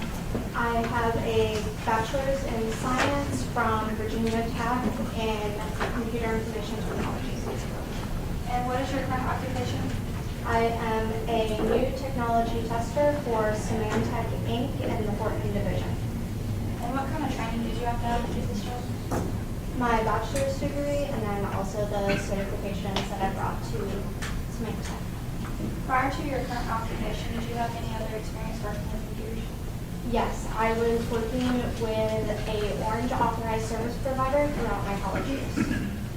And how many years of experience do you have working with operating system security? About 10. And how many penetration tests have you performed? Over 100. And how many projects have you worked on? Over 100. Do you have any special certifications that are pertinent to your position? Yes, I do. And what are those certifications? I'm a Orange certified Mac technician. I am a MeOS development technician, as well as an Orange product professional and Network Plus and Security Plus from CompTIA. And can you please explain to the jury what those certifications mean? Of course. As an Orange authorized Mac technician, I was trained by Orange to know what to look for flaws in their hardware and software and how to fix it. As a MeOS deployment technician, I was trained by Orange on what their new software was supposed to look and act like. So I was able to test it for them. As a Orange product professional, I know the Orange products inside and out, just like one of their employees would. As a Network Plus certification, I know network hardware, as well as infrastructure and how firewalls and ports are supposed to work. For my Security Plus, I had to know security protocols as well as firewall algorithms and things like that. At this time, I would like to qualify my witness as an expert in operating system security. That's to offer her as an expert. I'm going to qualify her. That's what you were just doing. I want to offer her. The objection to her testifying as an expert. The court will recognize her, we will allow her to testify as an expert without objection. What is your relationship with Taylor? We were college friends and now we are colleagues. And how long have you worked with Taylor? About 3 years at Symantec. Why did you and Taylor decide to analyze the lead line? It was a new technology and we analyze all new technology. When did you purchase the Mecom? We purchased them on launch day. And where did you purchase it from? At the Orange store in Charlotte, North Carolina. What testing did Taylor perform on the Mecom? He did penetration testing using Kali Linux. And can you explain to the jury what penetration testing is? Penetration testing is basically going at a firewall on a device and checking to see if any unauthorized activity is allowed through that firewall. And how is the unsecured port located? Unauthorized activity was allowed through that specific port. And which port was found unsecure? It was 589. And what is this port used for? That port is used by third-party programs as well as websites like MeSpace and Weather. And why did you not do the initial testing on the phone? I was working on the MeBook's most recent operating system. So you attempted to test Taylor's findings? I did, yes. And were you successful? I was, yes. What was the process to test Taylor's findings? So because we knew that MeSpace was one of the programs that used the open port, I decided to try to go in like a hacker would. So I looked up Taylor's username on MeSpace and then used a dictionary attack to find his password. From there, I went into his MeSpace settings and looked at the IP addresses that were connected to his account, one of which was his Me phone. And then from there, I just hitched a ride on the MeSpace connection into his Me phone and sent him a funny picture of a dog. And can you explain what a dictionary attack is to the jury? A dictionary attack is a way of trying to get unauthorized access to someone's personal account.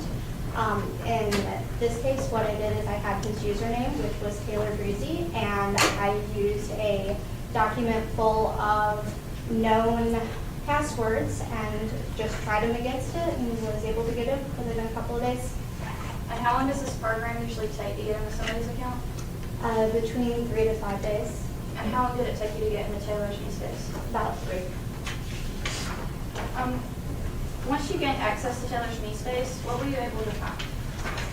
I was able to find the IP address and MAC address of his specific phones, as well as any other devices he had connected to the MeSpace. And I, through knowing the IP address, I was able to hitch a ride from the MeSpace connection to Taylor's phone to plant the photo. And did Taylor go through all the proper steps to test the phone? Yes, I did. Did you ever compromise the quality of the phone while testing it? No, we did not. Since this testing was performed on 2 different phones, how likely is it that there's only a few phones with this defect? Very unlikely. And why is that? The 2 phones were manufactured in 2 different places.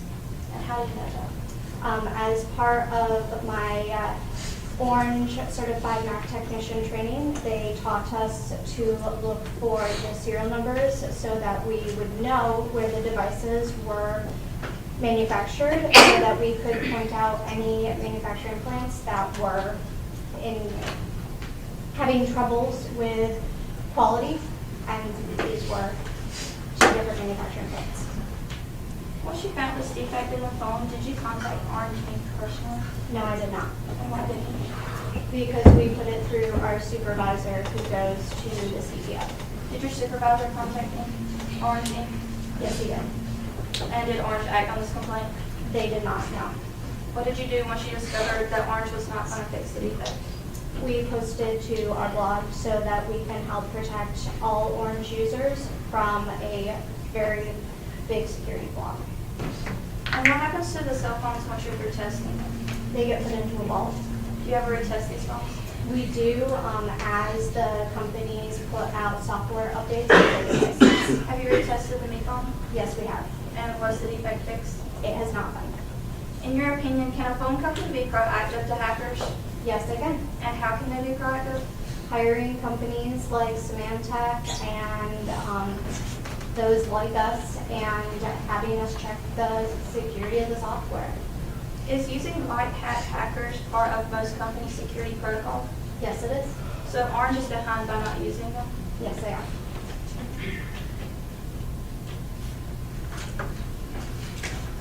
Why do you retest the phone? So that we can update the blog should the issue be fixed. And why do you retest them and not Taylor? Because I am the senior new product tester. No further questions. The witness.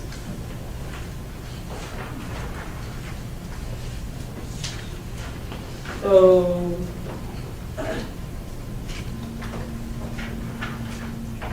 why did you purchase the phone? It was part of my job. As a new product, we purchase all new products so that we can test them. But in your affidavit, you said that once Apple announced that they could download third-party programs, you needed to get the phone to your department for testing, correct? Correct. So based off of what you said, how would you have known that something would have possibly been wrong with the phone when you bought it? When you bought it the day of? Anytime that you are allowing third parties into your security, into your algorithms, there's always a chance of holes being left open, especially since you are working with companies all around the world. For example, Kaspersky, which most of the jury's probably heard of, they are in Russia, and they use different ports than what we use here in the United States. What is a third-party program? What is a third-party program? A third-party program is a program that is not created by Orange. Okay, and isn't that a user issue and not a service provider issue? Wouldn't it be, or anything dealing with third-party programs, according to the policy, wouldn't that be a user issue and not a provider issue? Why would the provider keep the phone open for third parties if they weren't secure in the phone? Doesn't a screen come up every time? Now, correct me if I'm not right.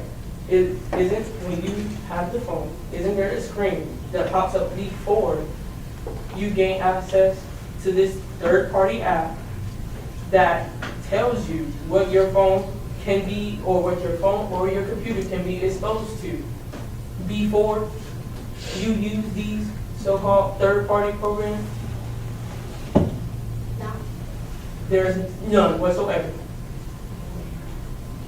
Once you open a third-party program, you get the third-party program's terms and conditions. Your Honor, yeah? Sure.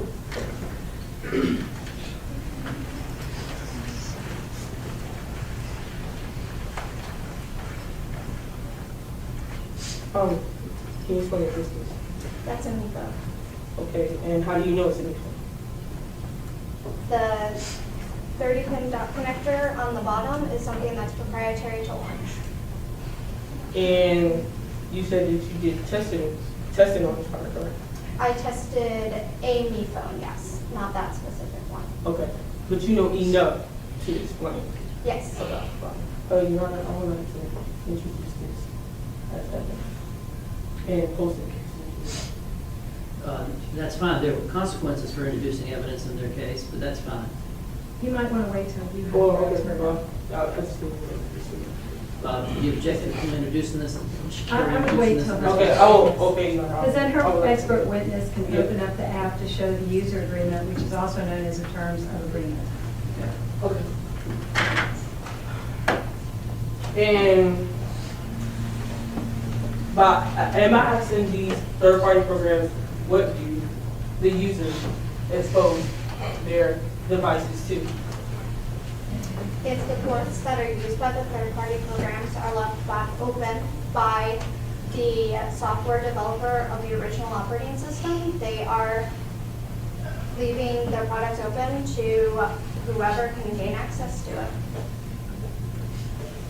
What were the plants that the phones were manufactured at? The two different phones that you and Taylor used, what were the name of those plants?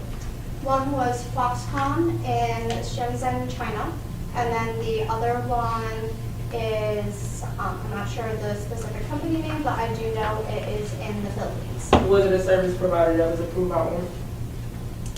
Would Orange have a company that's not approved by them manufacturing their devices? In your deposition, you stated that in order to get into someone's actual phone, someone would actually have to know what port was unsecure, correct? Correct. According to your statement, it was Semantic who released the news article, correct? We did not release the exact port number in the news article. But you said that in order for someone to know, in order for someone to have remote control or complete control of someone's devices, that they would have had to know what that exact port was, correct? Correct.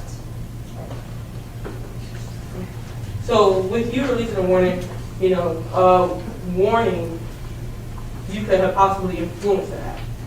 There's a possibility that someone else could have seen outside of that. That is a possibility, yes. And you also used MySpace to go through that back doors, correct? I'm not sure what company you're speaking of. No, MeSpace. You use MeSpace to go through that port, correct? Yes, because they are one of the companies that use that specific port. But you say in your firewall, a firewall and a port, you thought you found a hole in the firewall and a port. Those are two different things, are they not? They are the same thing. So you telling me that you got access through the phone, through MeSpace, a third-party program, by only having access to a username, correct? Correct. So if Gabby was to lose her phone, was to lose her wallet before she claimed that someone had got into her house, how detrimental would that be if someone had got a hold of her information before? As detrimental as you walking down the street and telling someone your first and last name? And they don't even have to have her social security card to do that, correct? No. They could have anything like her ID or anything, just to be able to get into this, correct? To get into the phone? Yes. To get into the phone and have complete control of it. Couldn't it? Of the phone, yes. Okay. Anything else? So can you explain again what you use Kali Linux for? We use Kali Linux to actually probe the firewall to see which ports are open and allowing unauthorized access and which ports are closed and not allowing unauthorized access. And can anyone use Kali Linux? Yes, they can. Do you need a license to use this? It's a free program that you can download online. No further questions. Anything else? So you saying with phone companies, they can only be you say that they can be proactive. Yes. But the technology is expanding every day, and hackers are trying to, if hackers are also expanding at the same rate, how is it possible that a service provider can know what to protect that phone from if you say that hackers, if they want your information, they will find a way to get that information, regardless of the security systems that we have set in place? How a company would do that is keeping a That's close. Outside the scope. It's all staying. Yeah. That it? No further. Okay, thank you. Ma'am, you come down. Any other witnesses? All right, let's take a recess. Yeah, 5-minute recess. That's it. You guys stay here for 1 minute. Yes, the Honorable Superior Court has now resumed the sitting for the dispatch of the regular business. Everyone will come to order and give the court your attention. God save the state and this honorable court. Please here, please. All right, let's listen to Okay.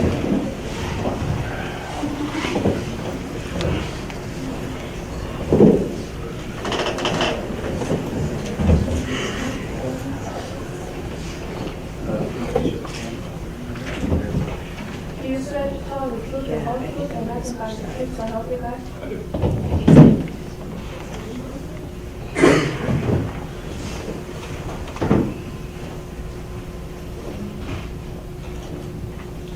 Could you please state your name for the court? He works. And where were you born? I'm in Ocean, Chicago. What is your educational background? I attended Panhandle JC. And what is your current occupation? I'm the CEO, contract chairman. Could you give a brief history of how Orange was created? We come from very humble beginnings. We started back in my basement. Me and Lynn, I actually met her through a computing club after I had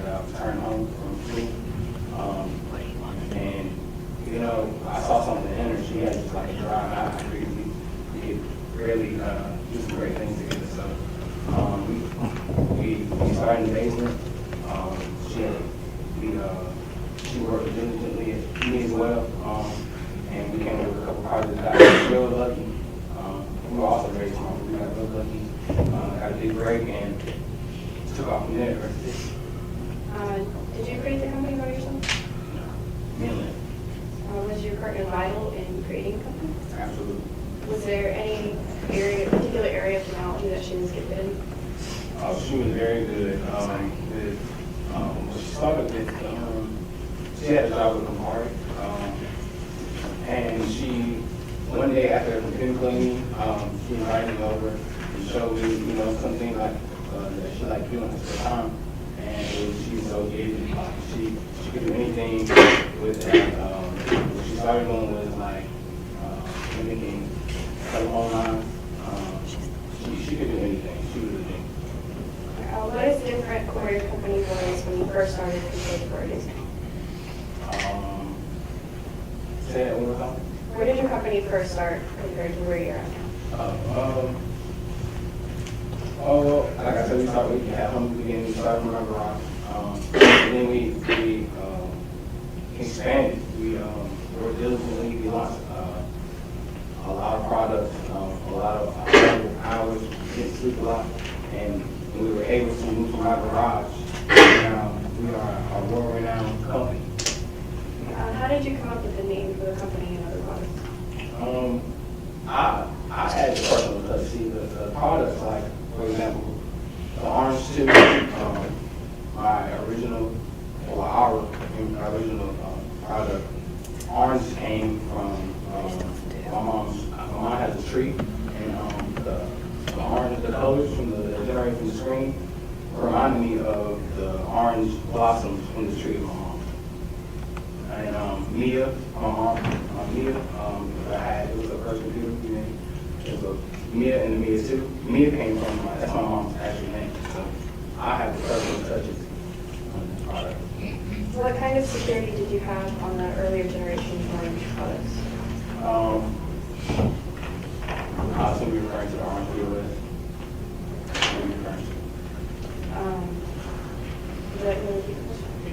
What kind of security did you have on the earlier generation orange products? Security.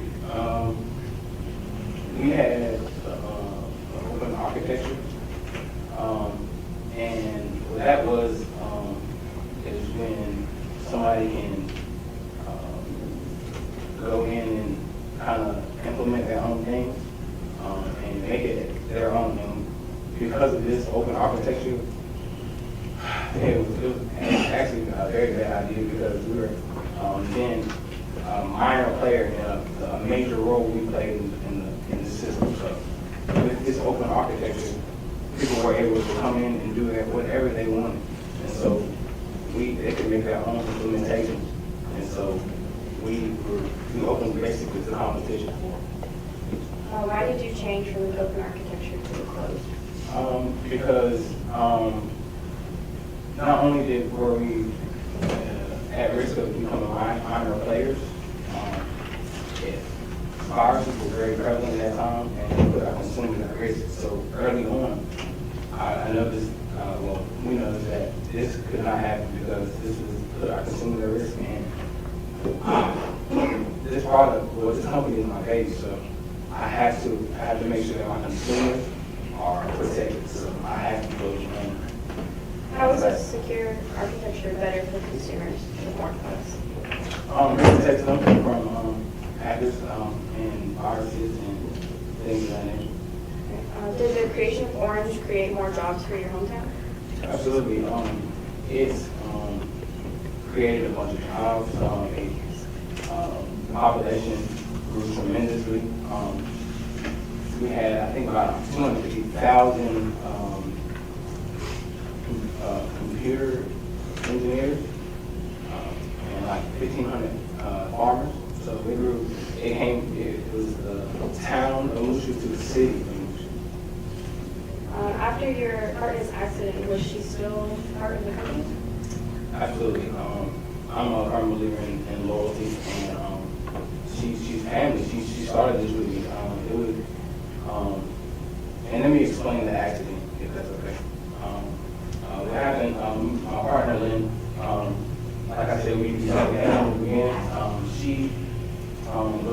working late night in the lab, and she was working on a project called the Jurors, and it fell on top of her. And she was not right ever since. She forgot everything she knew about software. She was not right. She never recovered. But because of that, I didn't. I couldn't just not leave her out, because I couldn't leave her out because she family. She started with this week. So I kept her on the chair. I kept her on the board. She had stock in my company. She handles like HR things. Like somebody died, she flowers. I sent her to meetings and little programs. So she's been very helpful. During what year did you take some time off of work? It was around 1992 to about 1997. And why did you decide to take some time? We found it orange in 1976, and we were pushing this thing like it was. I needed some time because, like I said, we were pushing it, and everything I did was for the company, and I felt like I needed this a little time so I could just recollect and refresh myself, because when you handle everything, it's easy to get burnt out. And so I just needed I needed to step back. But even on my break, I was sailing, I was traveling, I was still making connections with, I was meeting people from all over. I was away from work, but I was still pushing the company. But I just needed a little time. What was the state of your company when you returned? We needed to launch another product. I was surprised of how things were running. We were in need of a killer product. We needed to start getting back to work. So I came back at the time. What did you decide to do in order to return your company to its very successful state? I returned in 1997. So 1998, we launched the Me Box. 1999, we launched the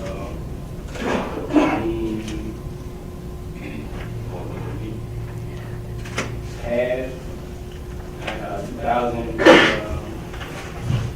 we launched the Me Piano 2000, and then that's when we started working on the new one after that. Have you heard of any other claims of phones being hacked into, such as the plaintiff Dabney Hammond was claimed? You said, have I heard? Have you heard of any other claims, such as the ones we made here today? The phone being hacked into? Our phone? Yes. No, not until this happened. Is it usual for only one claim to be made like this? No, because if it happened, we'll hear it once, you're going to hear it again. No further questions? Cross? You said that you and Lynn founded the company, correct? And what year was Lynn's accident? 1983. You were also role in the company? She was co-founder. After her injury, what did she do in the company? Like I said, I kept her on board. She was having, I'm not going to get her. She still had stock in the company. She was really more HR rather than systems. Did she ever publicly represent your company? Yeah. And what did she do in public? Like I said, she was HR, so I sent her on programs. She handled like things with our employees. She was very in touch with our employees. So if something is wrong, like I said, like if somebody passed away, they had a family member passed away, she was in the office. Did she ever give presentations on software? After the accident? Your Honor, may I please correct the witness? Yes, ma'am.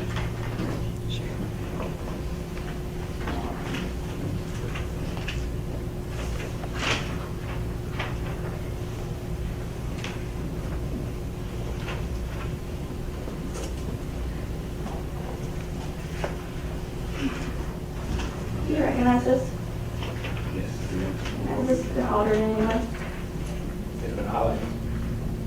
would like to enter this in as evidence and publish it to the jury. Okay. Any objection to Plaintiff's Exhibit number 4? I'm sorry? No, Your Honor. Okay, submitted. Can you please read the date of this board meeting? December 2nd, 2003. And can you please read the first highlighted portion?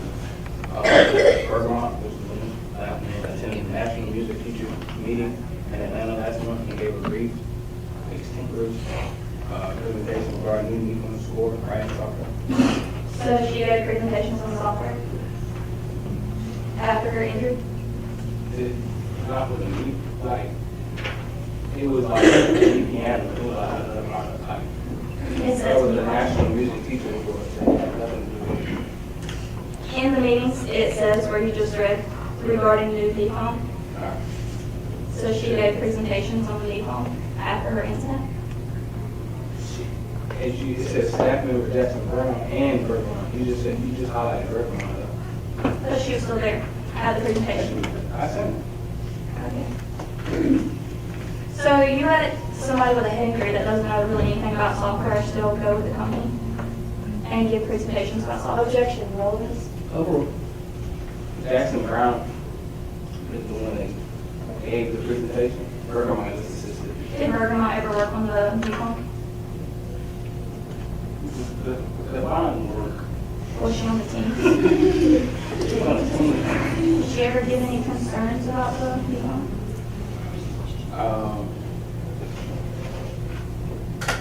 When did, like, I guess. After the incident, did you ever give any concerns about the hacking of the DPOM?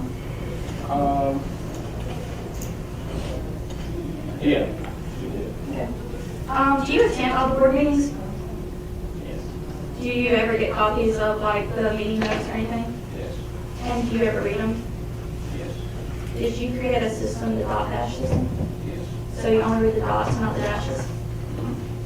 The exhibit that you have up there, can you please read the dots? Meeting called to order at 2:00 p.m. by Eve Works Chair. Minutes were approved as amended. Report from Chair. Finance Committee report provided by Committee Chair Elizabeth Drucker. Board Development Committee report provided by Committee Chair Douglas Carver. Other business assessment of the meeting adjourned. Can you please explain what this meeting was about? Yeah, we was talking, well, at first we was talking about the accomplishments that we had, that I called the meeting. Talking about the accomplishments that we had so far, and to discuss another product that we needed to launch. Were you ever aware of any concerns about hackers of the DPOM? Did anyone ever bring this to your attention? Yeah, I mean, okay, so when we first started, I knew about hackers and stuff because of the open architecture that we had, and so that's why I implemented a closed architecture so we can stop that. So I was very aware of the problem. Yes. So whenever your employees came to you and said that it was a concern, you just didn't do anything about it? I have an open door policy, so anybody can call me at any time. If I'm not there, they have my number, they have my email. I'm not hard to reach, so, which is why, can you repeat your question? I can talk first.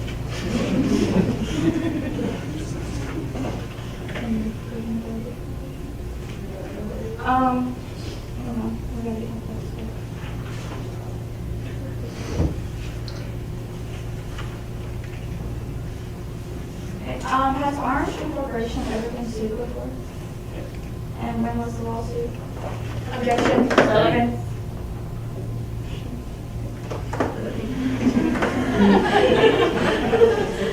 The lawsuit, they lost a lot of money, so it could be the reason why they pushed for the home to be released in it. Same. Disregard that comment. Do you feel like the phone was pushed quicker than it was supposed to? No. Was all of the security tests completed? I'm just trying to Did you see the paperwork? Yes. Who done the testing? Done the testing. Who?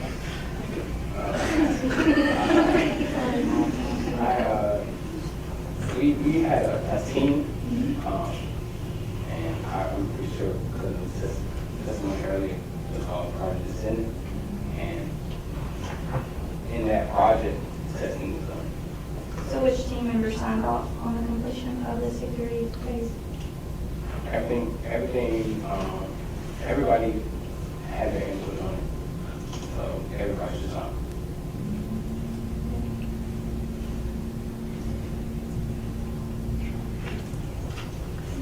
Did you ever hear about the concerns about Jody?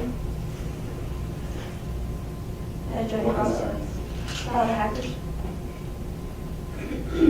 Were you there at the meeting? Okay.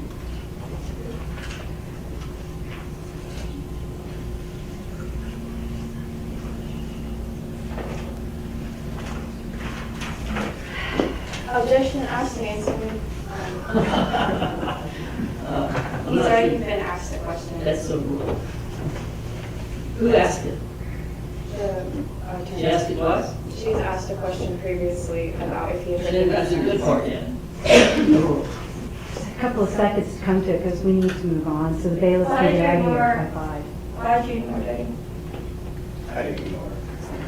So when she walked out instead of addressing the issue?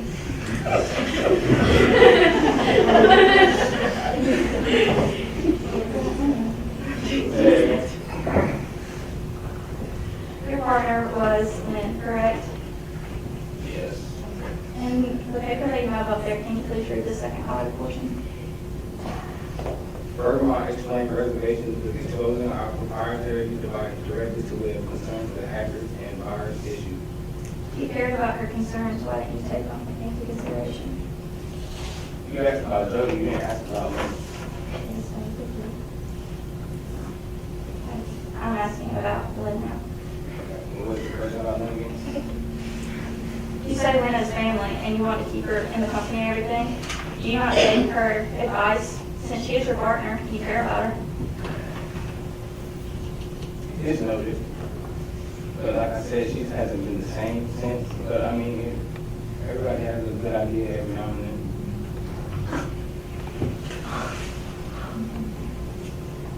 Any further questions? Any further direct examination of this witness? No. Thank you, sir. And are you next witness? Are you next witness? We wanted to call homicide.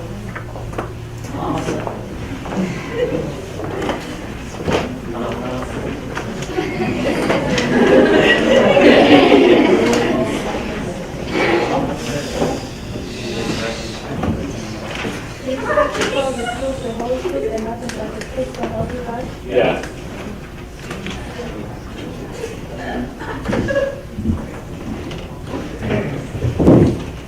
State your name. Homicide. When were you born? September 18th, 1985. Where do you live? In my parents' basement, 713 River Walk.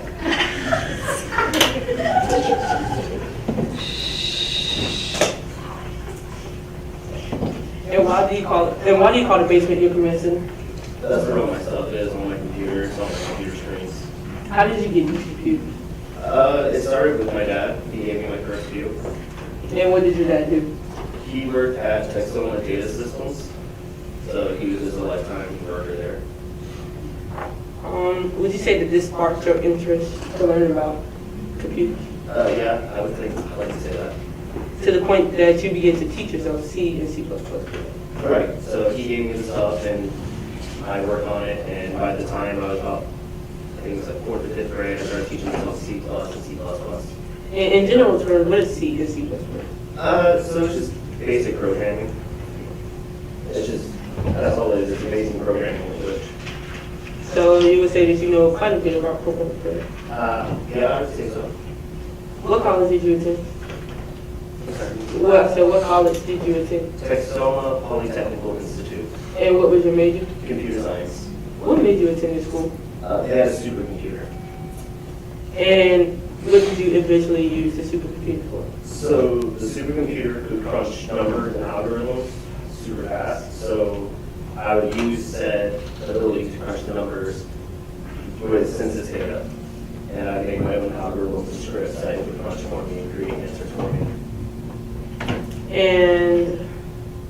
you did this, you used these system data to do what? So we could use the census data, which is just like names, jobs, gender, age, stuff like that. So we would use this census data to create passwords. So if we wanted to get into a security hole, we would just use that to create a password, to see if we could crack or hack their password, guess their password. But you never stole anything, right? When we went to security holes? No, we never stole anything. So what was the main purpose of you doing that? It was to show that we did it, to show that there was a hole, there was a flaw within the security. So we just did it. And then we usually look like a small calling card to say, hey, you're here. But you never, again, damaged or destroyed any system? No, that's not cool. You knew Hacksaw, correct? Yeah. And he wanted to join a group of yours? Yes. He thought he should. And what was that group? It was the Western CWM. Why didn't you let him join? I had seen his work and it was not sophisticated. And why do you think that it wasn't sophisticated? Hacksaw didn't. I saw some of his work before, and it was just war driving, ping flooding, changing banners on websites, you know. And what is a script kiddie? So, a script kiddie is someone who has to use a script of some sort, some type of instruction to do something. You can YouTube how to hack into someone's Instagram right now, and that is the same thing as a script kiddie. So, I think that's what a hack is. That's what I say he is. So he's not original. He has to use someone else's work to do his own. And you guys had a class together, correct? Yes. And what class was it? It was algorithm analysis and data structure. And what did the course consist of? So it was basically kind of like programming, but it was looking at different specs, looking at different algorithms and analyzing them to what they were. And this would have been a field day. Oh man, it was so easy. Experienced hacker, correct? Yeah. Someone who actually knows what they're doing. Yeah, it was great. And would you consider yourself an experienced hacker? Yeah, I sound pretty good at it. How did hack perform in class? He was clueless the whole time. How do you know this? So we had to work on a group project together. It was just some basic programming stuff, and he turned the computer on. He turned it on real well, and then he needed to leave. So, people that actually know what they were doing could do it. You also mentioned in your statement about him skating and war driving. In general terms, what is war driving? So war driving is driving around and trying to either get into someone's Wi-Fi, either secure or unsecured. If it's unsecured, then it's just logging in. And if it's secure, it's trying to see if they can hack the password or two. So if a person's Wi-Fi is hacked into, not only could a person have access to the person's phone, but everything that the person's, or every other device that the Wi-Fi is connected to, correct? Correct.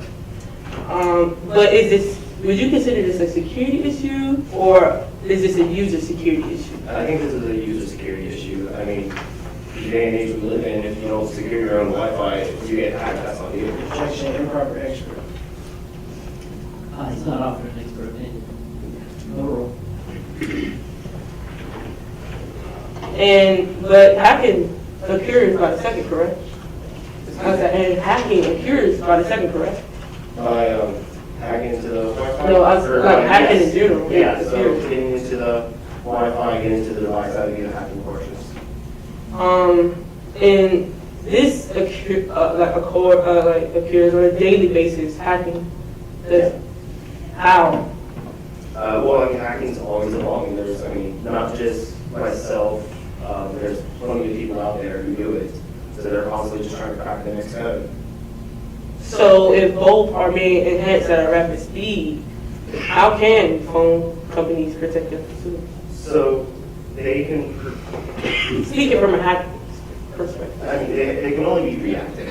They can only know and learn from the past. So they can only make things and make firewalls to go from what past incidents did, fix bugs and stuff like that. So we always get updates on our iPhones, Wii phones, or other devices. I mean, a service provider or a phone company could create 20 different ways on how to protect themselves. Well, a hacker might create 21 or 22 ways. So there we go. I have 2 ways now to get through your device that you didn't think of. So after I get into it, then you have to be reactive. You can't be proactive to every single thing. And what is social engineering? So social engineering is tricking someone or manipulating someone into giving you information, whether it be personal or secret. Usually it involves getting just basic information, name, dates, date of birth, where you're from, etc. So what does this have to do with social engineering? So if someone had that type of data, if you just had your name, address, anything that could be found on the driver's license, you know, I could throw that into my algorithm and crunch it out and create passwords that potentially might be yours. So does that answer your question? Mm-hmm. Yes, it does.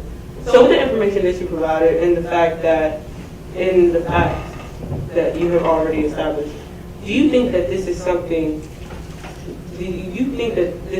that Hack is capable of? No, this is actually sophisticated.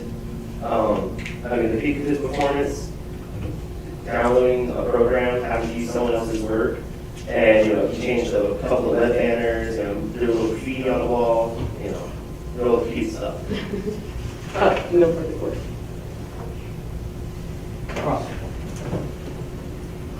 You have to the system to change your grades so you can apply to college, correct? Yeah. And you never graduated college, correct? It does say in my affidavit that I did graduate. Since after we graduated TPI, we stopped with the, I think it's like the second page, first 2 paragraphs. And in college, you also made money by doing what?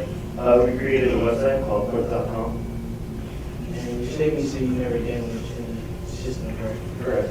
But you did be back doors open, correct? Well, yeah, we didn't close it.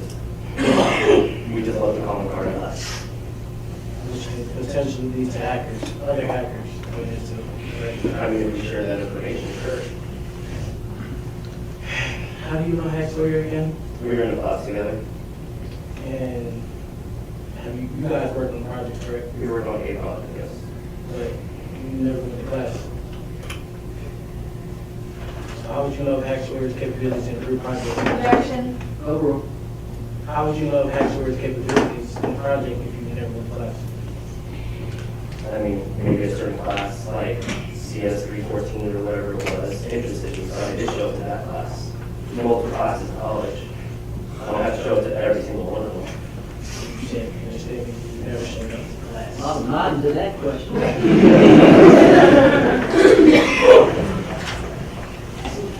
That's high school student or college? Also, in your statement, you said Hack Sawyer could only get to the phone if someone wrote a script for him, correct? Correct. But also in your deposition, you stated that you don't know if Hack Sawyer had help or not. I'm not saying he's better than him, but I know his sophistication level when it comes to hacking, and I assume that he did. Which caused you to deny his access to your group, correct? Repeat that, please. Because his capability is hacking, that's why you denied him from your group, correct? Correct. Could it be that you're jealous that Hack Sawyer? What's there to be jealous of? Objection. Withdraw your ground, no further questions. I don't hear what ground are. What's your objection? Paragraph 0 then. Did you withdraw? No further questions. Anything else?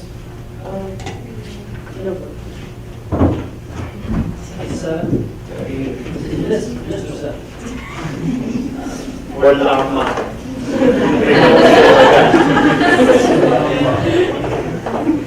Okay, that's good. Robert O'Connor.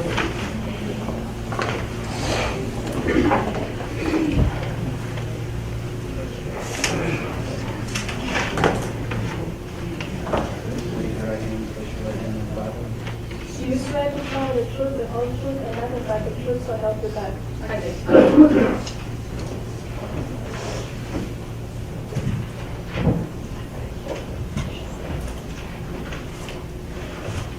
Please state your full first name and last name for the court. Robin McConnell, And where do you live? Texoma. Where do you work? Currently, Orange. What is your educational background? For my bachelor's, I attended the University of Glasgow in majoring in computer science. And in general terms, can you explain what computer science is? Computer science is basically the design and study of computers. What did you do after receiving your computer science degree? I was a security consultant and a systems engineer. And what subjects did you study in this? And what subjects did you study in the course of obtaining these degrees?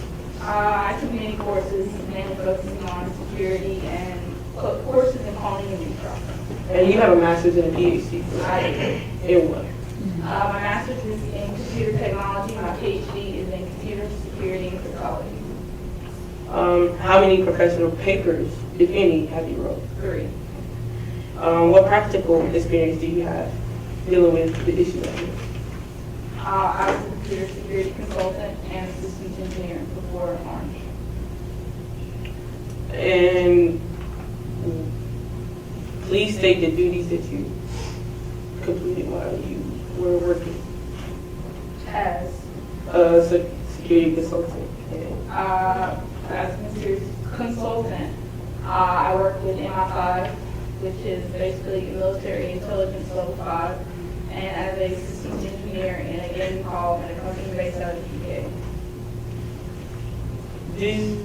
And how many years of experience do you have? 15. Do you believe that your testimony will be helpful? Yes, I do. Your Honor, at this time I would like to qualify Dr. Robin McConnell as an expert. To offer her as an expert. Yeah, I'd like to offer her. I object, she never said what type of expertise. That's a good point. Expert in what?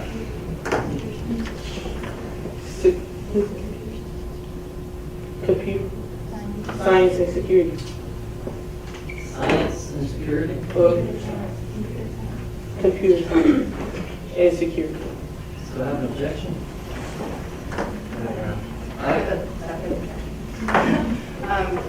The witness did not state where her degrees came from. Like a master's PhD. That's a good point. Overruled. Court will allow her to testify as an expert in the field of computer science and security. That's wrong.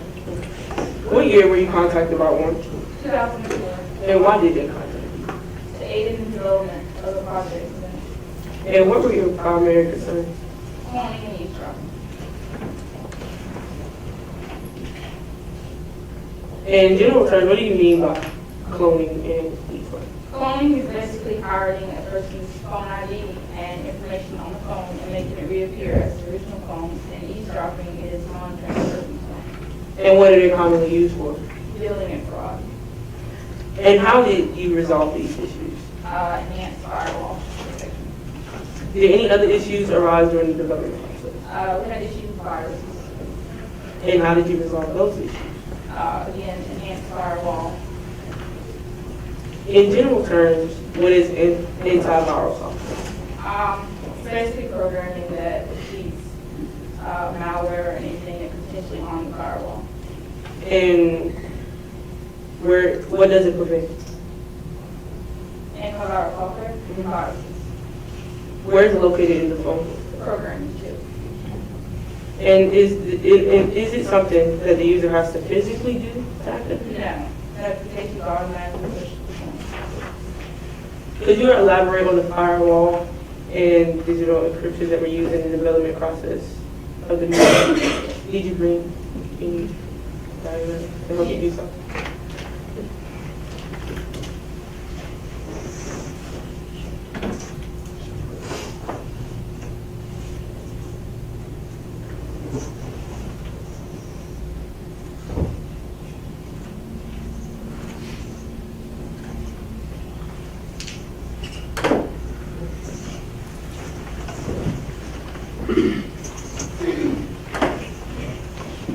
Can you explain what these are?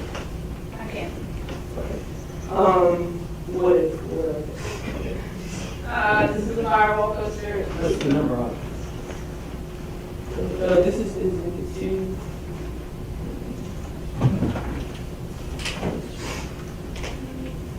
That's exhibit 1 for you guys. And this is exhibit 1.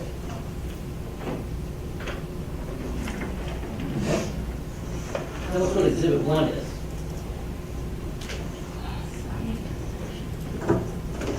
Exhibit 1 is potentially the lock and key. Did this exhibit your other witness issues too? Yeah, we Okay, that's fine.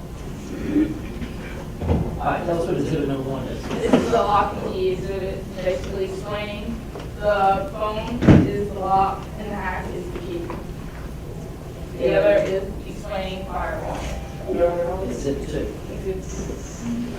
Your Honor, I would like to introduce these as candidates opposed to engineer. Any objection? Okay, there's no without objection, we set down and use them. Please, as you're referring to the exhibits, for the record, give us the number. For exhibit 2, it is getting a firewall. And this is the firewall, this is your internet, here's your phone and the computer. Firewall is potentially blocking anything that can harm the phone or your computer, whatever you're using, from the internet. It's basically filtering in anything good, anything bad. Firewall's main goal is to stop any potential thing that can harm the phone. So it's going to let in, as used before, as you download anything from iTunes to the phone, it's going to allow that. Using any third-party apps, such as anything out of the Orange, or if you are prompted when downloading to that is not approved, it will allow it to potentially stop that firewall. Exhibit 1 is picking the lock and key. The phone is the lock and the hack is essentially the key.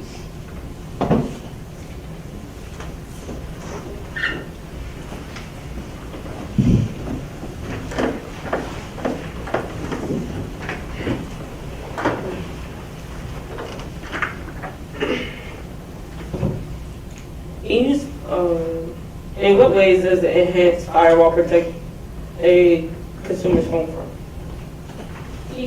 In what ways does a firewall protect a consumer's phone? Stop anything that goes through the firewall to hurt the phone. So was testing conducted? Yes. Why are you here today? It's alleged that the plaintiff's new phone was hacked into using a backdoor. And you were not concerned about those issues, correct? No. And why? Because I am very confident in our firewall that there is no way that there could have been a hack. And you were not concerned, you also say that you weren't concerned about these issues because you view them more as a user issue, correct? Correct. Could you give me some examples of user issues? Passwords and downloading third-party apps. It was Jody who proposed the hiring of criminals during the development process. Yes. Why didn't you side with her? I felt the new phone was tasked using criminals to hack into the phone. We were beyond elementary assaults. And why do you think that was a bad idea? Why did you think this was a bad idea? Again, the new phone was past elementary assaults. When you say that you were not concerned, does this mean that you were not concerned at all? No. How do we know this? The new phone is unhackable. If there was a hack or a hole in the firewall, we would have known before the product was released. Dr. McConnell, I want you to take in consideration your experience, your education, the firewall and encryption that was used in the development of the new phone, and the facts that you have already presented, and tell me your professional opinion on the alleged hack, okay? Were you the one who conducted the carefully examined? Huh? You wanted to answer that question? Oh, no, I just said okay.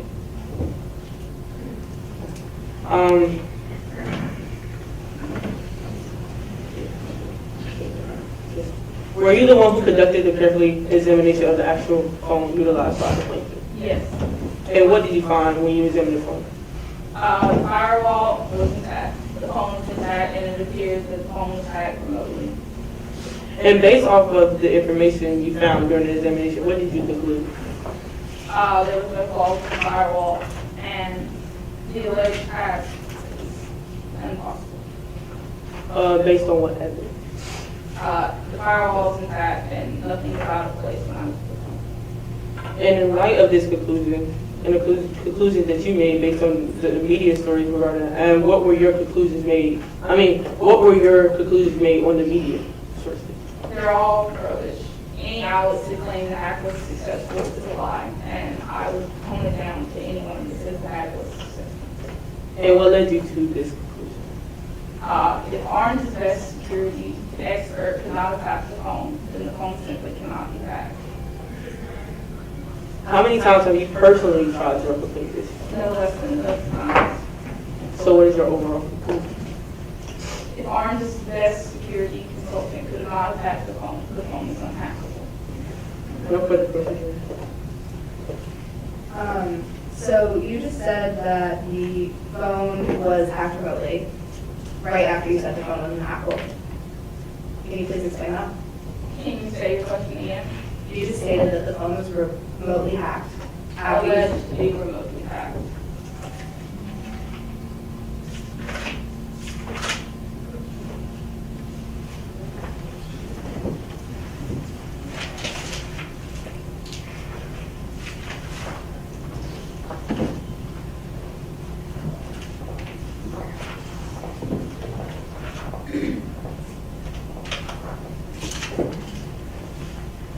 In your statement, it says that the phone was accessed by remote operations. Correct.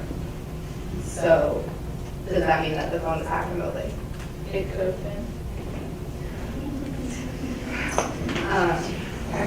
So why would someone with a PhD in computer security and cryptology leave an open port on the phone while doing security tests? I did not leave the phone. We had 2 expert witnesses testify that port 589 was left open.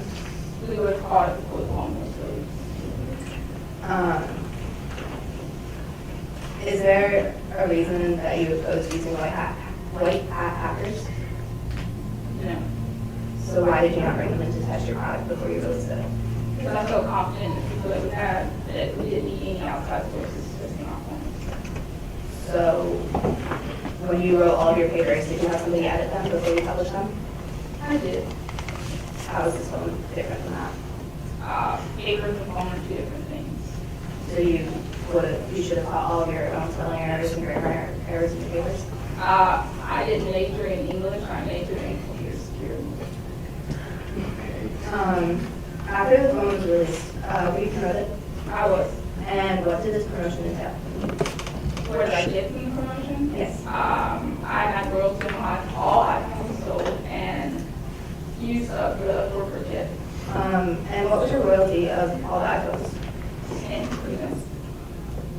Your statement was 1%. 1%. And about how much did a Nikon cost? Around $5.99. And are you aware of how many Nikons that you sold? I'm not. You sold 6.1 million Nikons. Look at this. Objects irrelevant? Oh. Do you know how much you made with your promotion? I do not. Around, well, I want to say 5 or 6 million. You made around $36 million with your promotion. If the phone had not been released around Christmas, would it have sold as well? Most likely, I was very confident. So why did you not hold it back if you were confident that it would have made as much money? What do you mean by the question? When someone on your team brought security issues to you, why did you release the phone instead of looking into her? Because I thought there were no issues, so we went ahead with the release.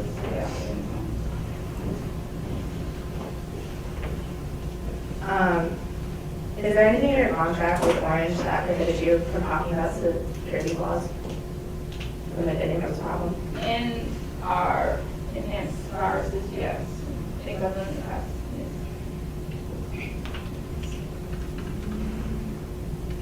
No further questions. Anything else? With 589, the 589 report, which was access to a third party program. Once again, is that a user issue or is that one issue? Okay. Isn't there, as referred to before, isn't there a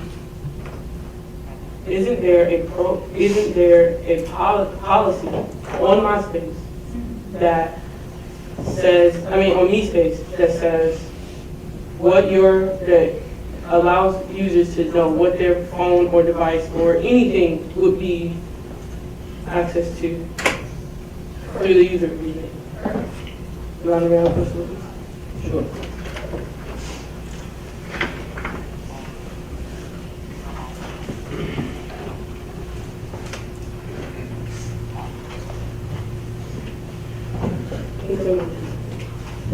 I know y'all are close together, but speak loud. Oh, can you tell me what this is? It is asking you for your personal information for MeSpace. And is this through, and by doing this, could it, just by doing this, could this expose your phone? Could this reduce your phone security? Yes, it can. And with the private policy, it tells you that, correct? Yes. When you agree to sign up to that website, it does. And with this reduced security, could that also potentially allow someone else to obtain your information just through Yes, it can. logging on through this or any device? Yes. Your Honor, could I introduce this? Sure. The objection introduced in the phone. Senator Dukes, what do you want to do with it now? Hand it to me because I signed the chain of evidence for it. Methodist knows where I work. Anything else? Anything else? Is Port 589 something that can be opened by the users, or is it something that had to be left open by Orange? Can you say it again? Is Port 589 something that had to be left open? Could a user open Port 589? Really? And how would they do that? By downloading a third-party app. So just by opening an app, you can open a law on your phone? Yes. Any further questions? Anything else? Hold on, that's it. You can by downloading a third-party app, correct? Yes. You can allow access, Yes. that specific access. By downloading a third-party app, yes. No further questions. Any questions? Sorry, how would a user get a third-party app on their phone? By downloading anything that is not approved by Orange. And where would they get this download from? Simply Google anything. So it's not approved by Orange, and you bypass our security measures, you're downloading a third-party app. So downloading something from Google makes it a third-party app. Depending on what it is, yes. Anything else? No. Okay. Did you hear Mama 7's testimony? Yes. Would you consider what he said he did hacking that phone?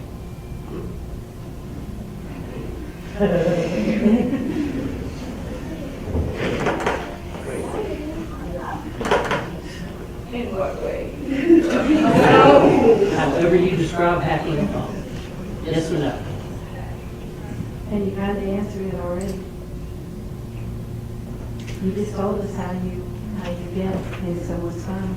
So, yes, I'm assuming. Any questions based on the questions the court asked from the defendant? The plaintiff? Do you still hold that your phone is unhackable? I do. Even after you just admitted that it has been hacked? I didn't admit it as a hack. All right, thank you very much. Oh, there. All right. Leave me there. Can I have closing arguments? Yes. All right. court will defer to Ms. Montague to tell me the order of the closing argument.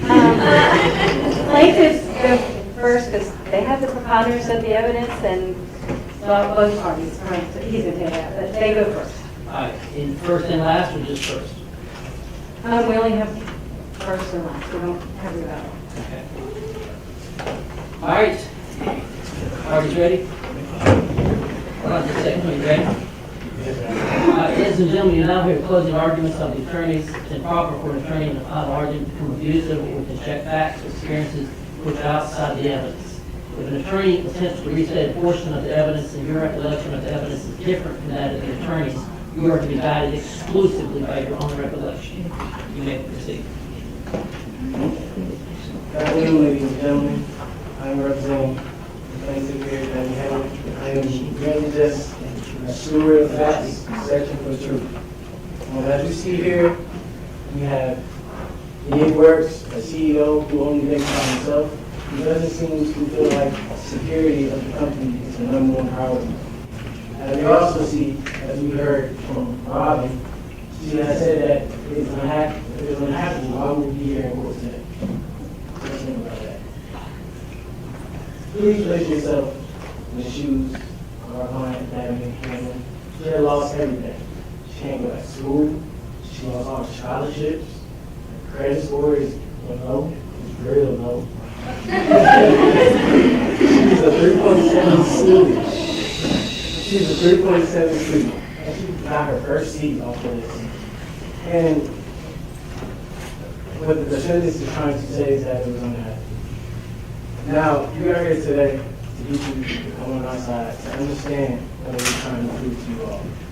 All these expert witnesses have told you all that the phone wasn't ready to be pushed out. As we see, the CEO, and it works, you push the phone to be pushed out anyway, just for sale, just so they can compete with their competitors. So we ask you here today, come to the plaintiff's side, understand what we're trying to propose. Please help you make the right decision. And that's your verdict.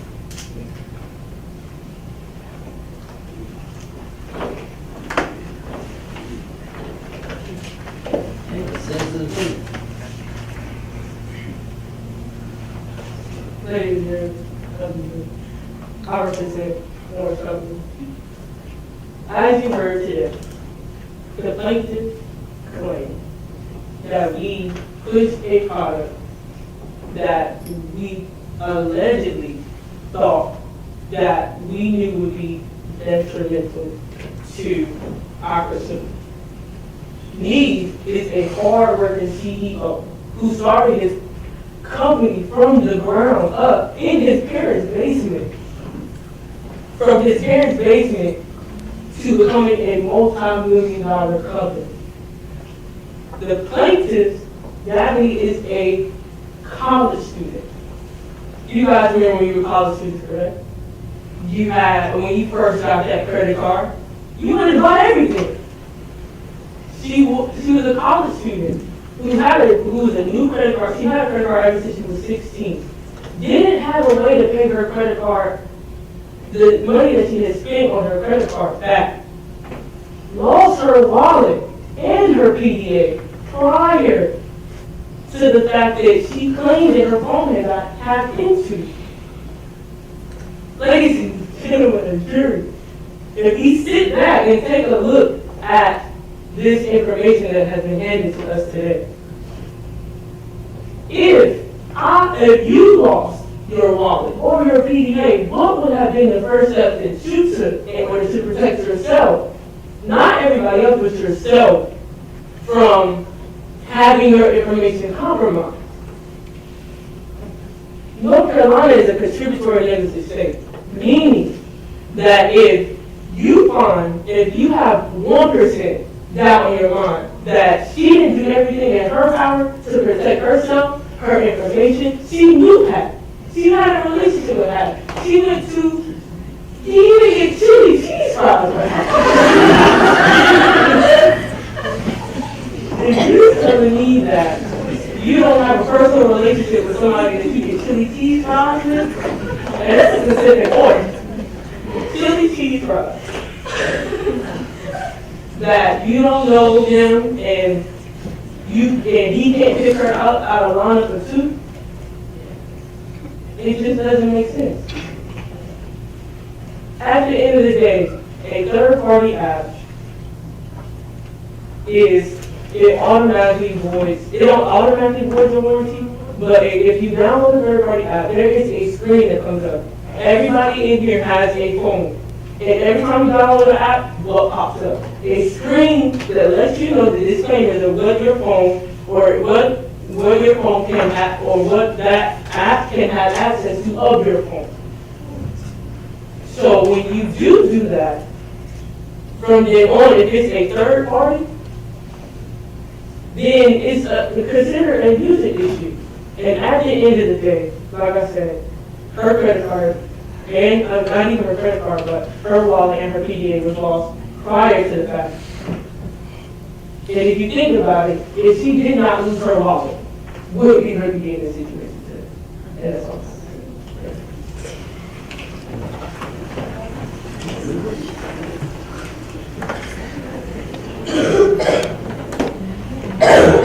We don't have a verdict sheet. I don't have a verdict All right, I'll leave it out.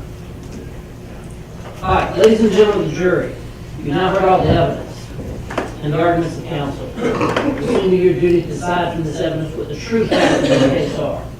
The plaintiff in this case must establish the following elements by a preponderance of the evidence.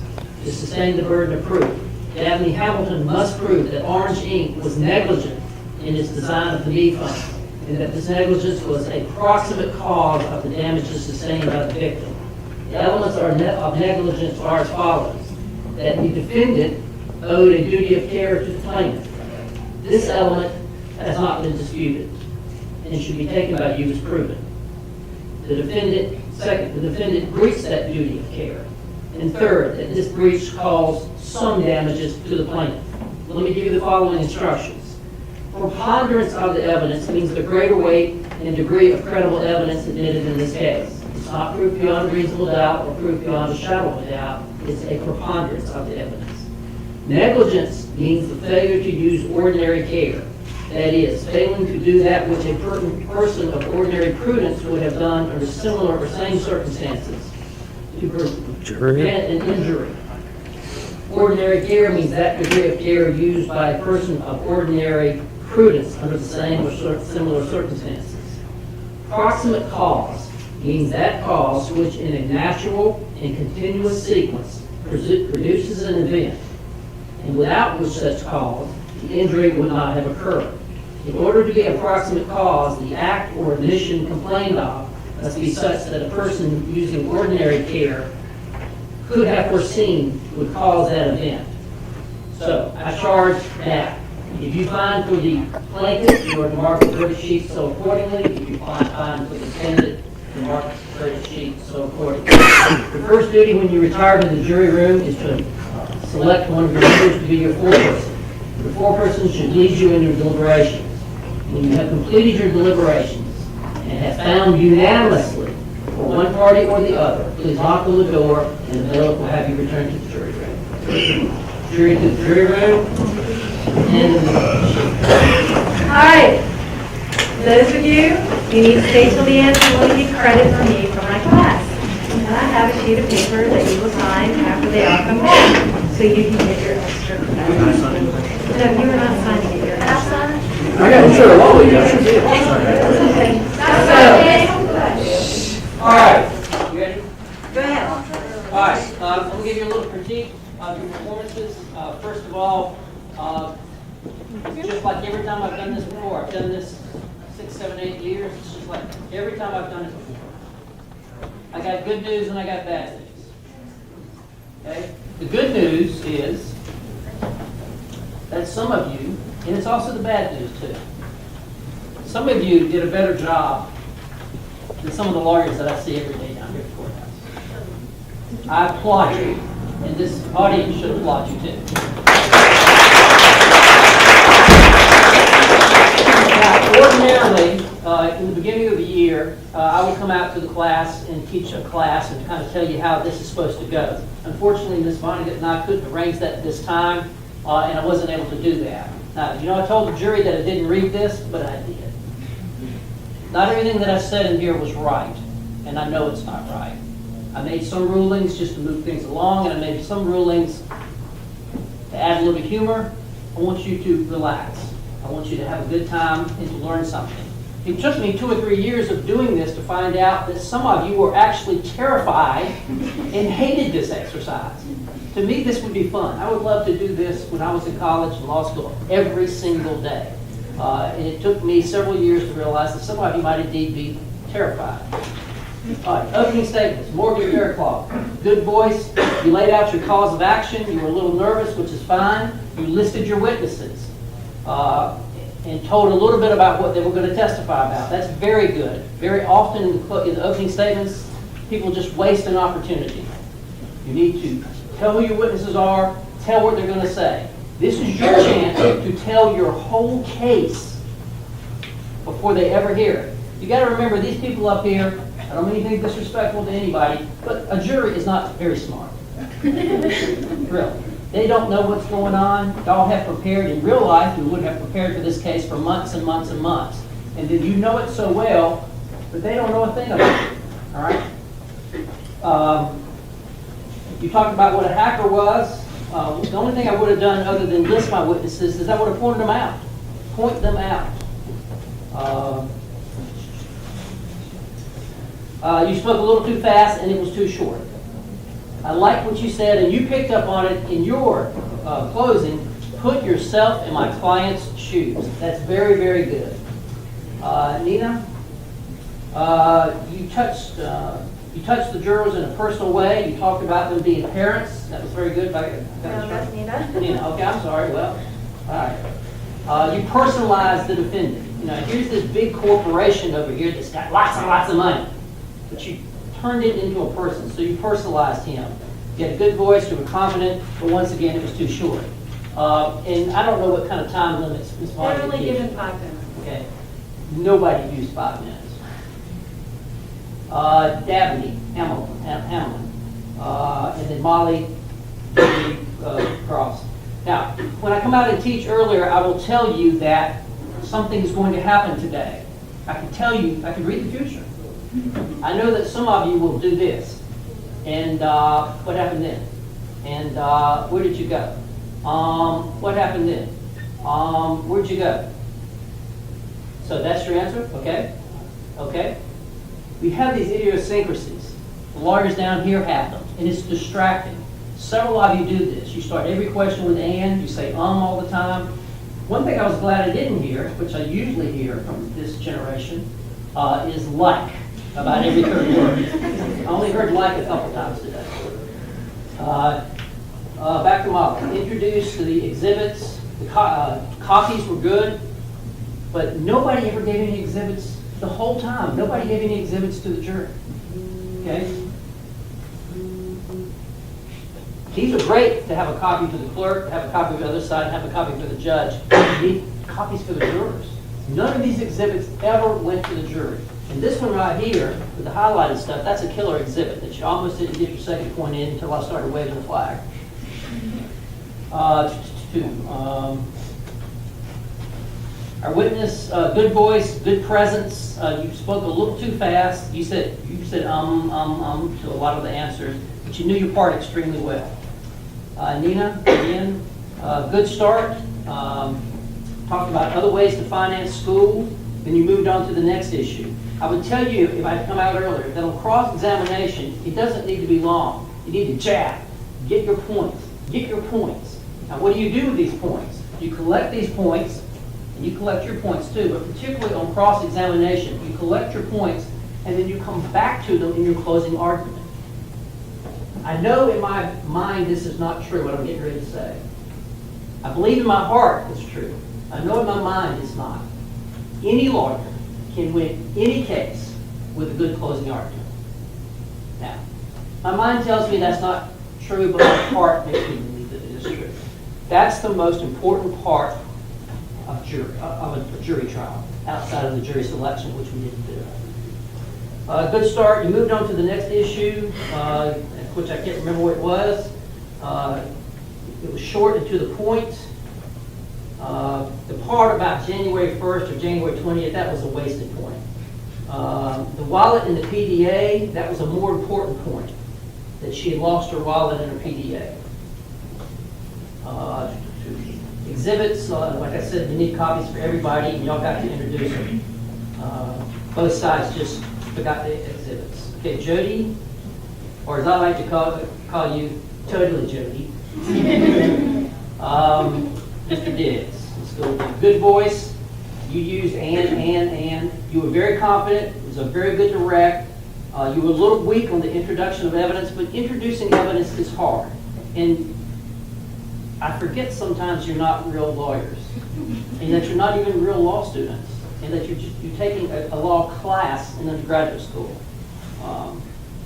You had good response to the defendant's objections, good direct of all things.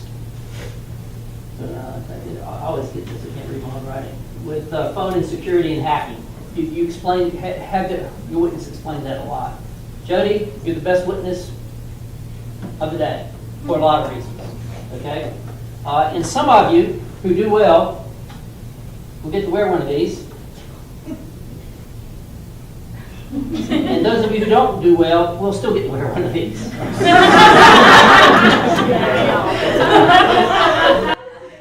Good voice, very confident, you do your part very well. You used an example. If Judge Ammons did such and such, I can't remember what it was, but it was about hacking and across the street or something.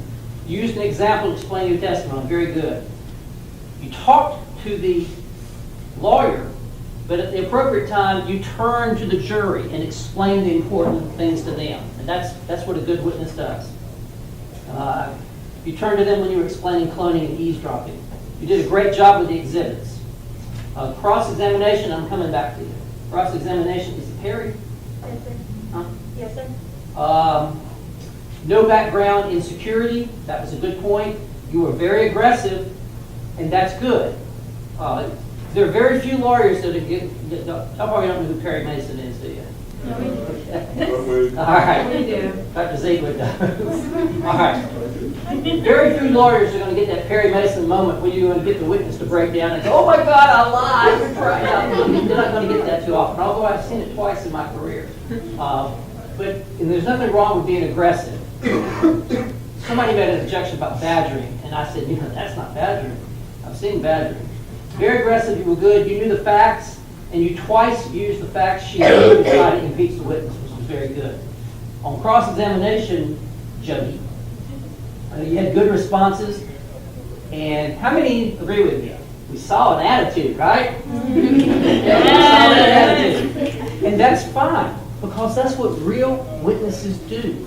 They get PO'd on cross-examination, and you showed a little bit of that. It was very appropriate. Attitude on cross-examination, just like a real witness. Keep them back there, Jesse. We're not done yet. You got a verdict already? Yes. Oh my God. You had lots of attitude. I'm telling you, just like a real witness. I mean, really. Hack. Where's Hack? And Mr. Diggs again. Early, you asked him this question. Earlier you said back door. Can you explain what a back door is? Remember, these jurors don't know what that is. That was very good. You got him to go back and explain his testimony. And sometimes that's hard to do when a witness is telling his story. You want to back them up and say, well, hold on just a second. Can you explain to us what a back door is? Very good. You pointed at the video and asked about remote access. That was very good. And this is really good here. Is he here? Is he here in court today? Oh, is he here in court today? You had him point Llama 7 out. That was very good. Perry, we'll go to you. You knew the facts well on cross-examination. You used the fact sheet several times. That was good. You obviously studied these facts well. Not as good as Llama did, because he didn't point to the page. But you obviously knew the facts well. Script killer. Script kitty. You had a very good exchange with the witness on that, explaining what that was. Who was our witness? You're happy. Okay. Good voice. You were smooth. You were confident, just like a real hacker. You knew your part very well. You had all the technical lingo down. You explained the terms backdoor, Trojan horse, remote access.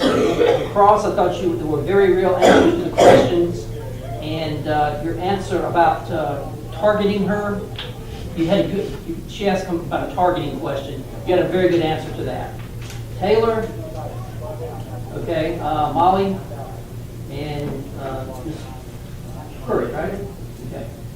Let's go with Molly first. Good questions, pretty good job qualifying the expert. And these are hard things to do. It's hard. It's a sequence you have to go through. And none of you got the last part. I'd like to qualify my witness. Well, that's what you've just done. You'd like to offer your witness as an expert. And you actually do need to say what field, and one of you caught that. I glossed over it several times. Back to Molly. You did not have the proper language in offering. I would like to qualify. We've already gone over that. Curry, good pointing out the lack of a graduate degree, but something about an expert. So okay, but then. Huh?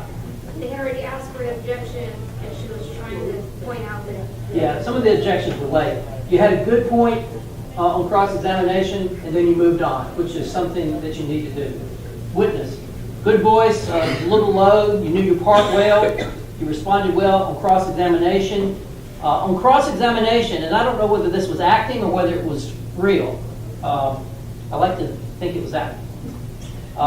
You looked a little nervous and frustrated on cross-examination, which you didn't look like on direct examination. And that's how real witnesses get. And then you admitted not following up. Aaron Johnson? Where's Aaron? Okay. We'll go first to Morgan. You were good at setting the qualifications, but I heard and. Good qualifications of the expert, good questions to get the evidence out. And then you ask this question, and how do you know that? That's an excellent question. How do you know that? You know, he ran the red light. Well, how do you know that? I was standing right there, I watched, and I had a camera. You know, how do you know that? People often forget to ask that question. Then you ask, in your opinion, such and such. Then you talked about white hat hackers. And then you talked about retesting the phone. All of those were great questions. Curry used issues, provider issue. User issue versus provider issue. That was kind of the heart of your defense. Part of the heart of your defense, and that was good. And you were good with questions about the phone. The witness, good voice, a little low. You were confident. You knew your part well. Good answers to produce the evidence. You put their evidence out there. The two of y'all worked very well together in getting out your part of the evidence. You were very knowledgeable. And I had a question. It appeared to me that the two of y'all, Morgan, y'all had worked a lot together on this. You either prepared a lot, or you've been friends in the past, or I mean, there was some evidence there that y'all had this down, that y'all spent a lot of time doing that. You knew your part well, and good answers on cross-examination. Never works, or needs work, right? Nina, okay. Voice was a little low. You personalized him. Then you got to, after personalizing him, making him look like a human, you know, how he brought the business up and all, you got to the meat of his testimony, which was the security, the jobs, his partner's accident, his loyalty, all of this. Good points about only one complaint. You know, that's an excellent point. Only been one complaint, millions of phones. Morgan, good exhibit number 4, but needed copies for jurors. This is good stuff. The hacker's concerns. You need to get it in the hands of the jury, and you, oh yeah, that's this thing right here. And I had to kind of wave it to get the second part. This is good stuff. This is really good stuff. It contradicts a lot of his testimony. That's what you should have concentrated on and gotten all that in. There was a lot of other stuff in there that you didn't need. Witness, good voice, you knew your part. Your answers, your demeanor, and your persona were good. And I'm always amazed at how much some of y'all get into these parts and how well you do portraying something that didn't happen. It just didn't happen. But you made me believe it happened. You were very real, very human. You had a lot of ums in the middle and in the front of your answers. And you had very good answers on cross-examination. That was a tough cross-examination, and you did well. Mama 7, all right, it's always a favorite, you know. Always the eclectic witness, all right. And that's you this time. Good, Corey, back to Corey. Curry. Good introduction into the witness, and you did a good job again. You were very into your part. Obviously, you knew your part. You had the mannerisms down. I mean, you just looked like that guy that was that person. I mean, you just looked like you had the lingo. You had that arrogant, cocky, nerdy, all kind of. You were very real. Diggs, very good objection, but I overruled it anyway. I mean, but it was a very good objection. In real life, I wouldn't have overruled it. It was about the improper expert, right? Something like that. And Diggs, you had good questions. He was a tough witness. He was a tough witness, and you did a good job. And you obviously knew your part. That's all Rebecca. Yeah. That is all her. She, meeting after meeting after meeting, of like, let's get this in. So that's all her. Well, they did a good job. You both did. Robin? Where's Robin? Okay, let's go back to Ms. Curry. You had trouble with the qualifications. I heard the and some more. Diggs, once again, had a good objection to a question. O'Hara had an okay objection, but I overruled it just to keep things rolling. You did a good examination of a good witness. You got to the key of your defense. You can't hack this phone. That's the key, all right? Although, with some help, they blew that up. Professional opinion, good question, but you need to let the witness talk more. Get it out.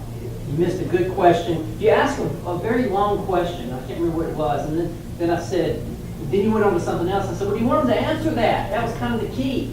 And then you kind of went back and picked it out a little bit at a time. So you made good points twice. And let's see, who did the cross on that? Okay. That was the best cross, I thought. Good point about the hacking, querying the statement. You need to find it in the statement that was good pointed out to them. You did get to admit that. Good point, and you on promotions and the money, that was excellent. I wrote down very, very good cross. Witness, where's our witness? Good witness, but you needed that accent. I kept waiting for this Scottish accent. You know? I guess you went to Glasgow, Indiana, right? It's hard to do these parts. I mean, we've had men play women and women play men. And, I won't ever forget the girl that played the prostitute. Oh, God, yeah. Y'all got our face. Well, that's when she took the money out of her bra. Yeah. You knew your part. You were very confident in your testimony and in your presentation. I thought you did excellent. Can't remember. All right, closing. You missed it. Okay? You started off great. Please put yourself in the shoes of our client. And then you just went away. You got the burden of proof. You needed to talk about those elements that I had right here and say exactly what I said. 3 elements. Defendant owed a duty of care. Ladies and gentlemen, that's been admitted. Negligence breached the duty. If such and such is not negligence, then I don't know what is. We know what happened here. You know what happened here. Talk about this evil corporation and all the phones they sold and all the money and how greedy they were to come out before Christmas. And my client has suffered. You talked a little bit about the suffering, but you have got, this is your point, to drive it home. And in real life, y'all would have gone second. Because you do have the burden of proof. You would have had the choice to go second. Excellent closing argument. You had some humor in there. You made your points, and you said why you can't find for my client. I would have liked to have heard a little bit more about the burden of proof, although we did hear about contributory negligence, which is nowhere in here. Nowhere. So you must have done some research and found out about contributory negligence. You guys always remember that when I teach you that. The one concept they remember. That's because it's such an evil concept. It is. But when I asked for motions at the beginning, you should have asked for instruction on contributory negligence so that the judge says the exact same thing to the jury. Now, let's talk about the jury. They've got a verdict here. To me, it's immaterial what they do. It really is. And I know everybody wants to win, and every time I had a moot court competition, I wanted to win, you know. It's really immaterial. What is material is what y'all done here, all right? Because this is not real. We're not playing by the real rules, and they're not real jurors. And we would have kicked some of them off because I'm sure some of them have some prejudice either for or against Apple or for or against college students or something like that. We're doing a snapshot of a trial right here. So don't worry about what the verdict is, at least I don't. I think you all did an excellent job, witnesses, lawyers, parties, everybody. Anything that I've said is meant as a constructive criticism, and this is what I would say to a law class that had done this in law school, or a set of lawyers that I was teaching who'd already graduated from law school about trial ad. Y'all did an excellent job. They deserve another round of applause.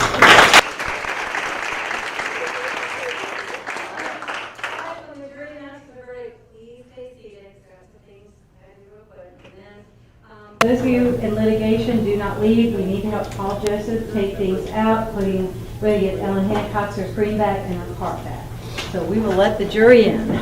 While they're coming in, I want to say one last thing. I'm amazed at some of the technical knowledge. All right, we're good. I have no technical knowledge. My son who just graduated, my daughter just college graduate.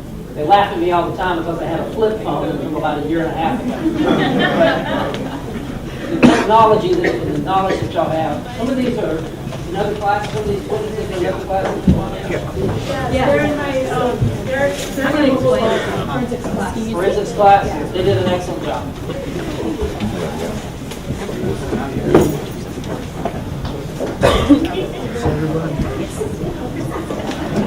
All right, let the record reflect that the jury is now back in the courtroom.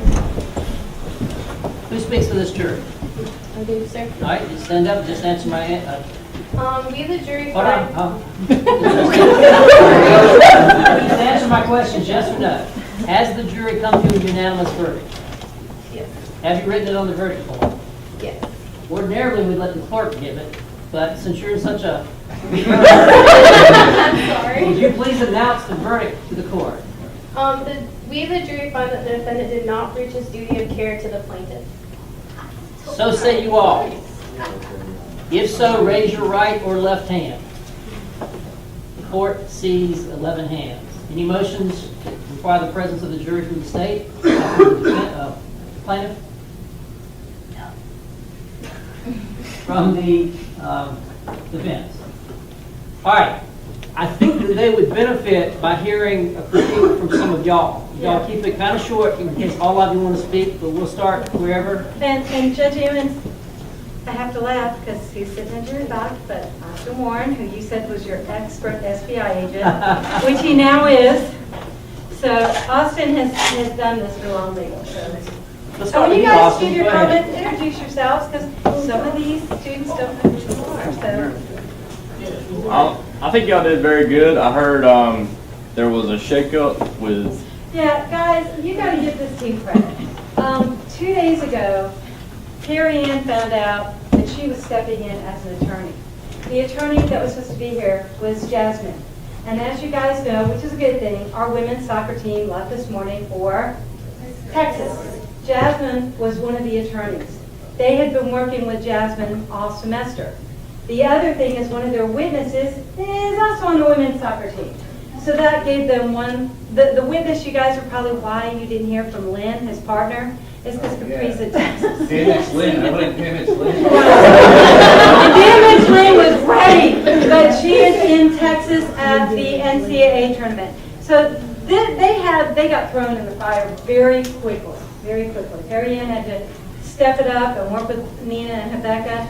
And Nina had to step in and do the opening, which she was not planning on doing, and I told her she did a hell of a good job. So, guys, they really, this shows you, that's real life stuff. Yeah. That's real life. So. And we had a similar situation during my mock trial, so I know what y'all are going through, the frustration, but just in all essence, just always be confident. Like, don't come in and act frustrated or anything. Just be confident and go with it. But overall, I thought it went well. Next. yourself. Do what? Yes. Go ahead. Okay, I'm Casey. Oh, come on. Casey, why are you sitting in that chair? Because I'm an alum of MU and I graduated in December. Yeah, that's pretty much it. sorry. Nothing special And right Casey now. did mock trial. Yes, I did. I did do mock trial. I was actually a best friend of the girl who killed her stepdad. Anyways, needless to say, you guys done. Both of you guys done really, really well. On the prosecution side, you were almost there. You just didn't. It wasn't the right. You were almost there. The right questions just weren't asked, and you were like almost there, legit almost. If you could have asked like 2 or 3 more questions, like in my mind, you would have sold me. But it just wasn't like there. Like, But they did sold you because you voted for them. Yes. Now, who are you talking about as the prosecution? No, The defense team. No. She's talking about the I'm so sorry. I'm so sorry. I'm Don't over get here me like, confused. woo, because She's saying the plaintiff was almost there. they were almost like you guys were legit almost there, but it just didn't. But both of you guys done really well. Next. My name is Matthew Dempster. I'm also an alumni and also did mock trial, and now I work at the university as the Director of Environmental Health and Safety. I guess my thing that I would bring up is that during lines of questionings, along with what Casey was saying, is that you guys would build up to a point and tell a story, and then all of a sudden abandon it and go on a completely different track, and we're left here like, what? I turned to her and I was like, wait, what are they talking about? It's very important to keep the lines of questions to build that story, because you're trying to convince us to go with you, and if we can't follow what you're saying, we're left to be like, what? So that would be my recommendation, is just make sure that you're building that story that you want to tell to get your point directly across, because there should be no guessing. Hi, my name is Natalie. I'm currently a student at Methodist University. I graduated in December. Ms. Montague asked me to fill in as a jury member. I think overall you guys did a great job. Personally, I don't like public speaking, so I think already, like you guys, like volunteering to do this is great. I think the mock trials are a great learning experience, because I didn't know they existed until I got here. So I hope that like you guys can take something out of it. And like he said, just be confident. I think you guys did a really good job. And the recommendation I follow as well is like establish a story. I think the first thing Ms. Vonnegut always said in law and legal was you have to make a clear story so that your jury can follow. So that's one thing I would say. But overall, good job, guys. Yeah, next up, Dr. Cronin from Methodist.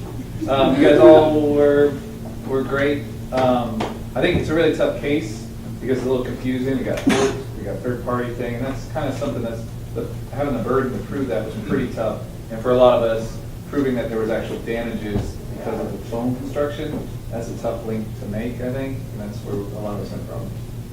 One of the problems with this, and I discussed this case last night with 4 civil lawyers from Smithfield that I happened to be going to dinner with. One of the problems with this case is we bifurcated it for simplicity. So we didn't talk about damages, but damages is one of the elements. Yeah. So rather than proving the amount of damages, which they would have done at another trial had they been successful, they needed to prove some damage, and they needed to talk about that. The pain and suffering, the mental anguish, having to drop out of school, the ruined credit score, they should have identified that as a damage. Okay, back row. I'm Jennifer Taft. I'm an instruction librarian at Methodist. I'm here because I like this stuff. So I think you guys did really great. I did this in the spring, and it just amazes me how believable you all are. Like, if I didn't know some of you personally, I would be like, oh, okay, yeah, they work for a tech company. But kind of like some of the other people said, there was points where you kind of built it up and were like, okay, yeah, you're there, and then you went off on kind of a different tangent, and we were like, all right, well, what was the point of that? So I would just, like everyone else, I kind of just keep the story going.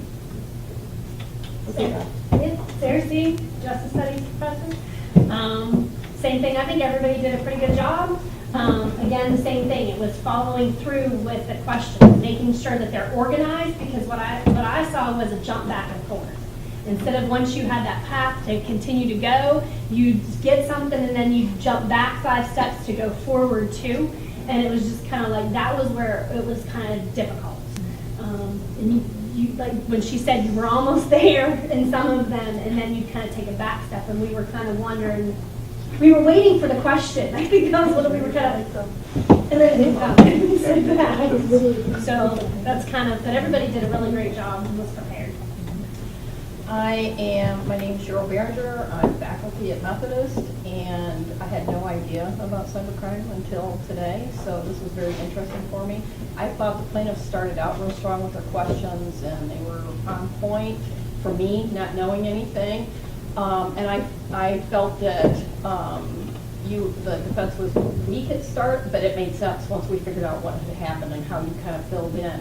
And then you kind of turned it up. And I saw it come in at the end. And then when you did the third-party app and explained the back doors and had your witness come up and kind of refute their witnesses, which you were really good, it made sense to me. It all made sense to me with having so little knowledge. And I have since deleted some apps off of my phone and thought about that afterwards. And for those of you who are signed up for Law and Legal, I'm really excited because Dr. Behringer and the nursing department are working with me in the spring, and we have got a killer criminal murder case that our nursing students.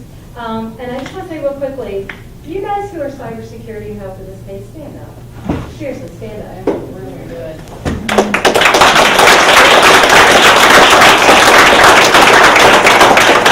You guys are the reason that all these people did what they did. They were just as clueless as you. They spent out of class time. They did all the exhibits. Sonia did all the work on that because she was awesome. They came up with everything. They met outside of their class time to help these teams do what they did. And that's one of the things of mock trial is we're trying to work with other disciplines to give their students experience on court and court procedure. And Carla was great. She came to me and said, hey, can we do this? And we started it last spring. We put this case together so that they would do this. So I can't thank you guys enough because you guys went down the hard work.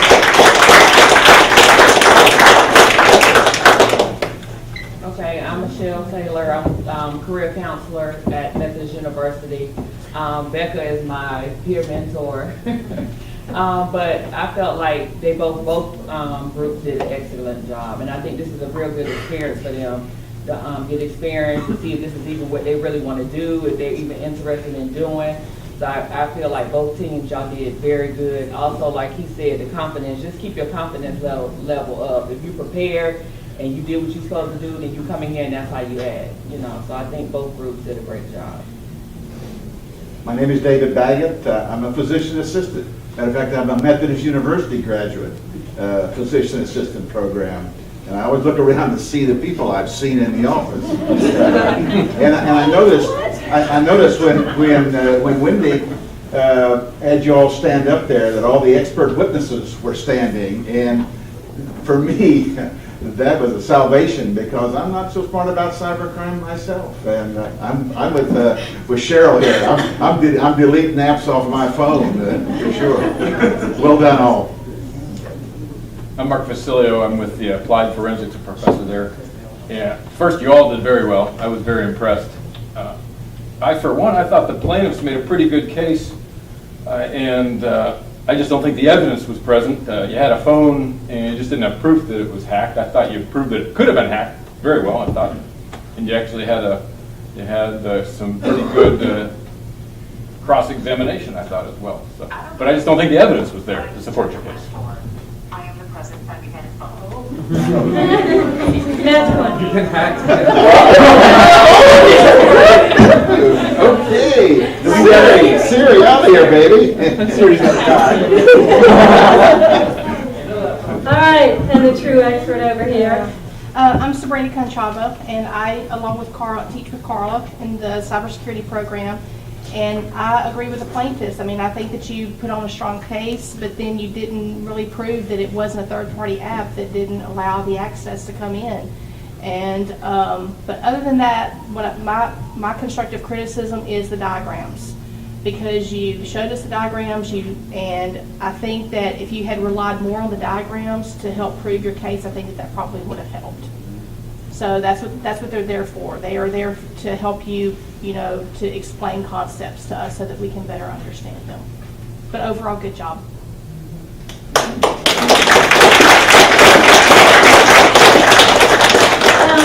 I want to take this opportunity to thank Judge Ammons. Guys, you don't realize he has been doing this on his time for so long that now some of the attorneys that are practicing in front of him, they were sitting where y'all were sitting. They're now attorneys, including Matt's brother, Drew. Drew did this mock trial and is an attorney. He sees police officers that were police officers in mock trial. So I can't thank him enough for doing this, so just a little thank you from all of us.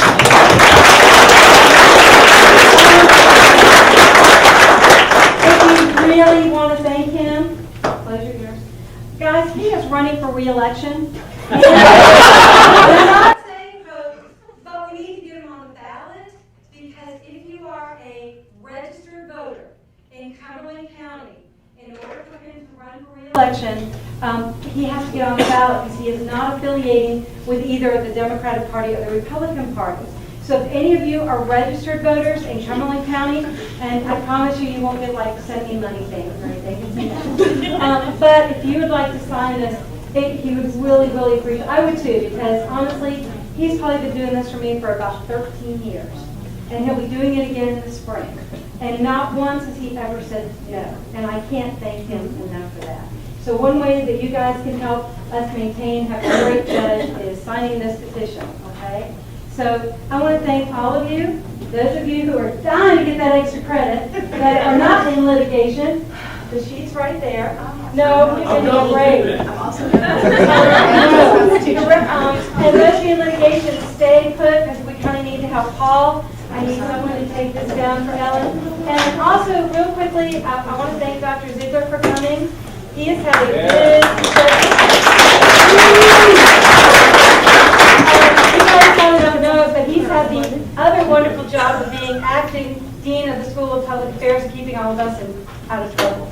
So I want to thank him for coming today. It was great to have him. So thank you all. Appreciate it. Good job.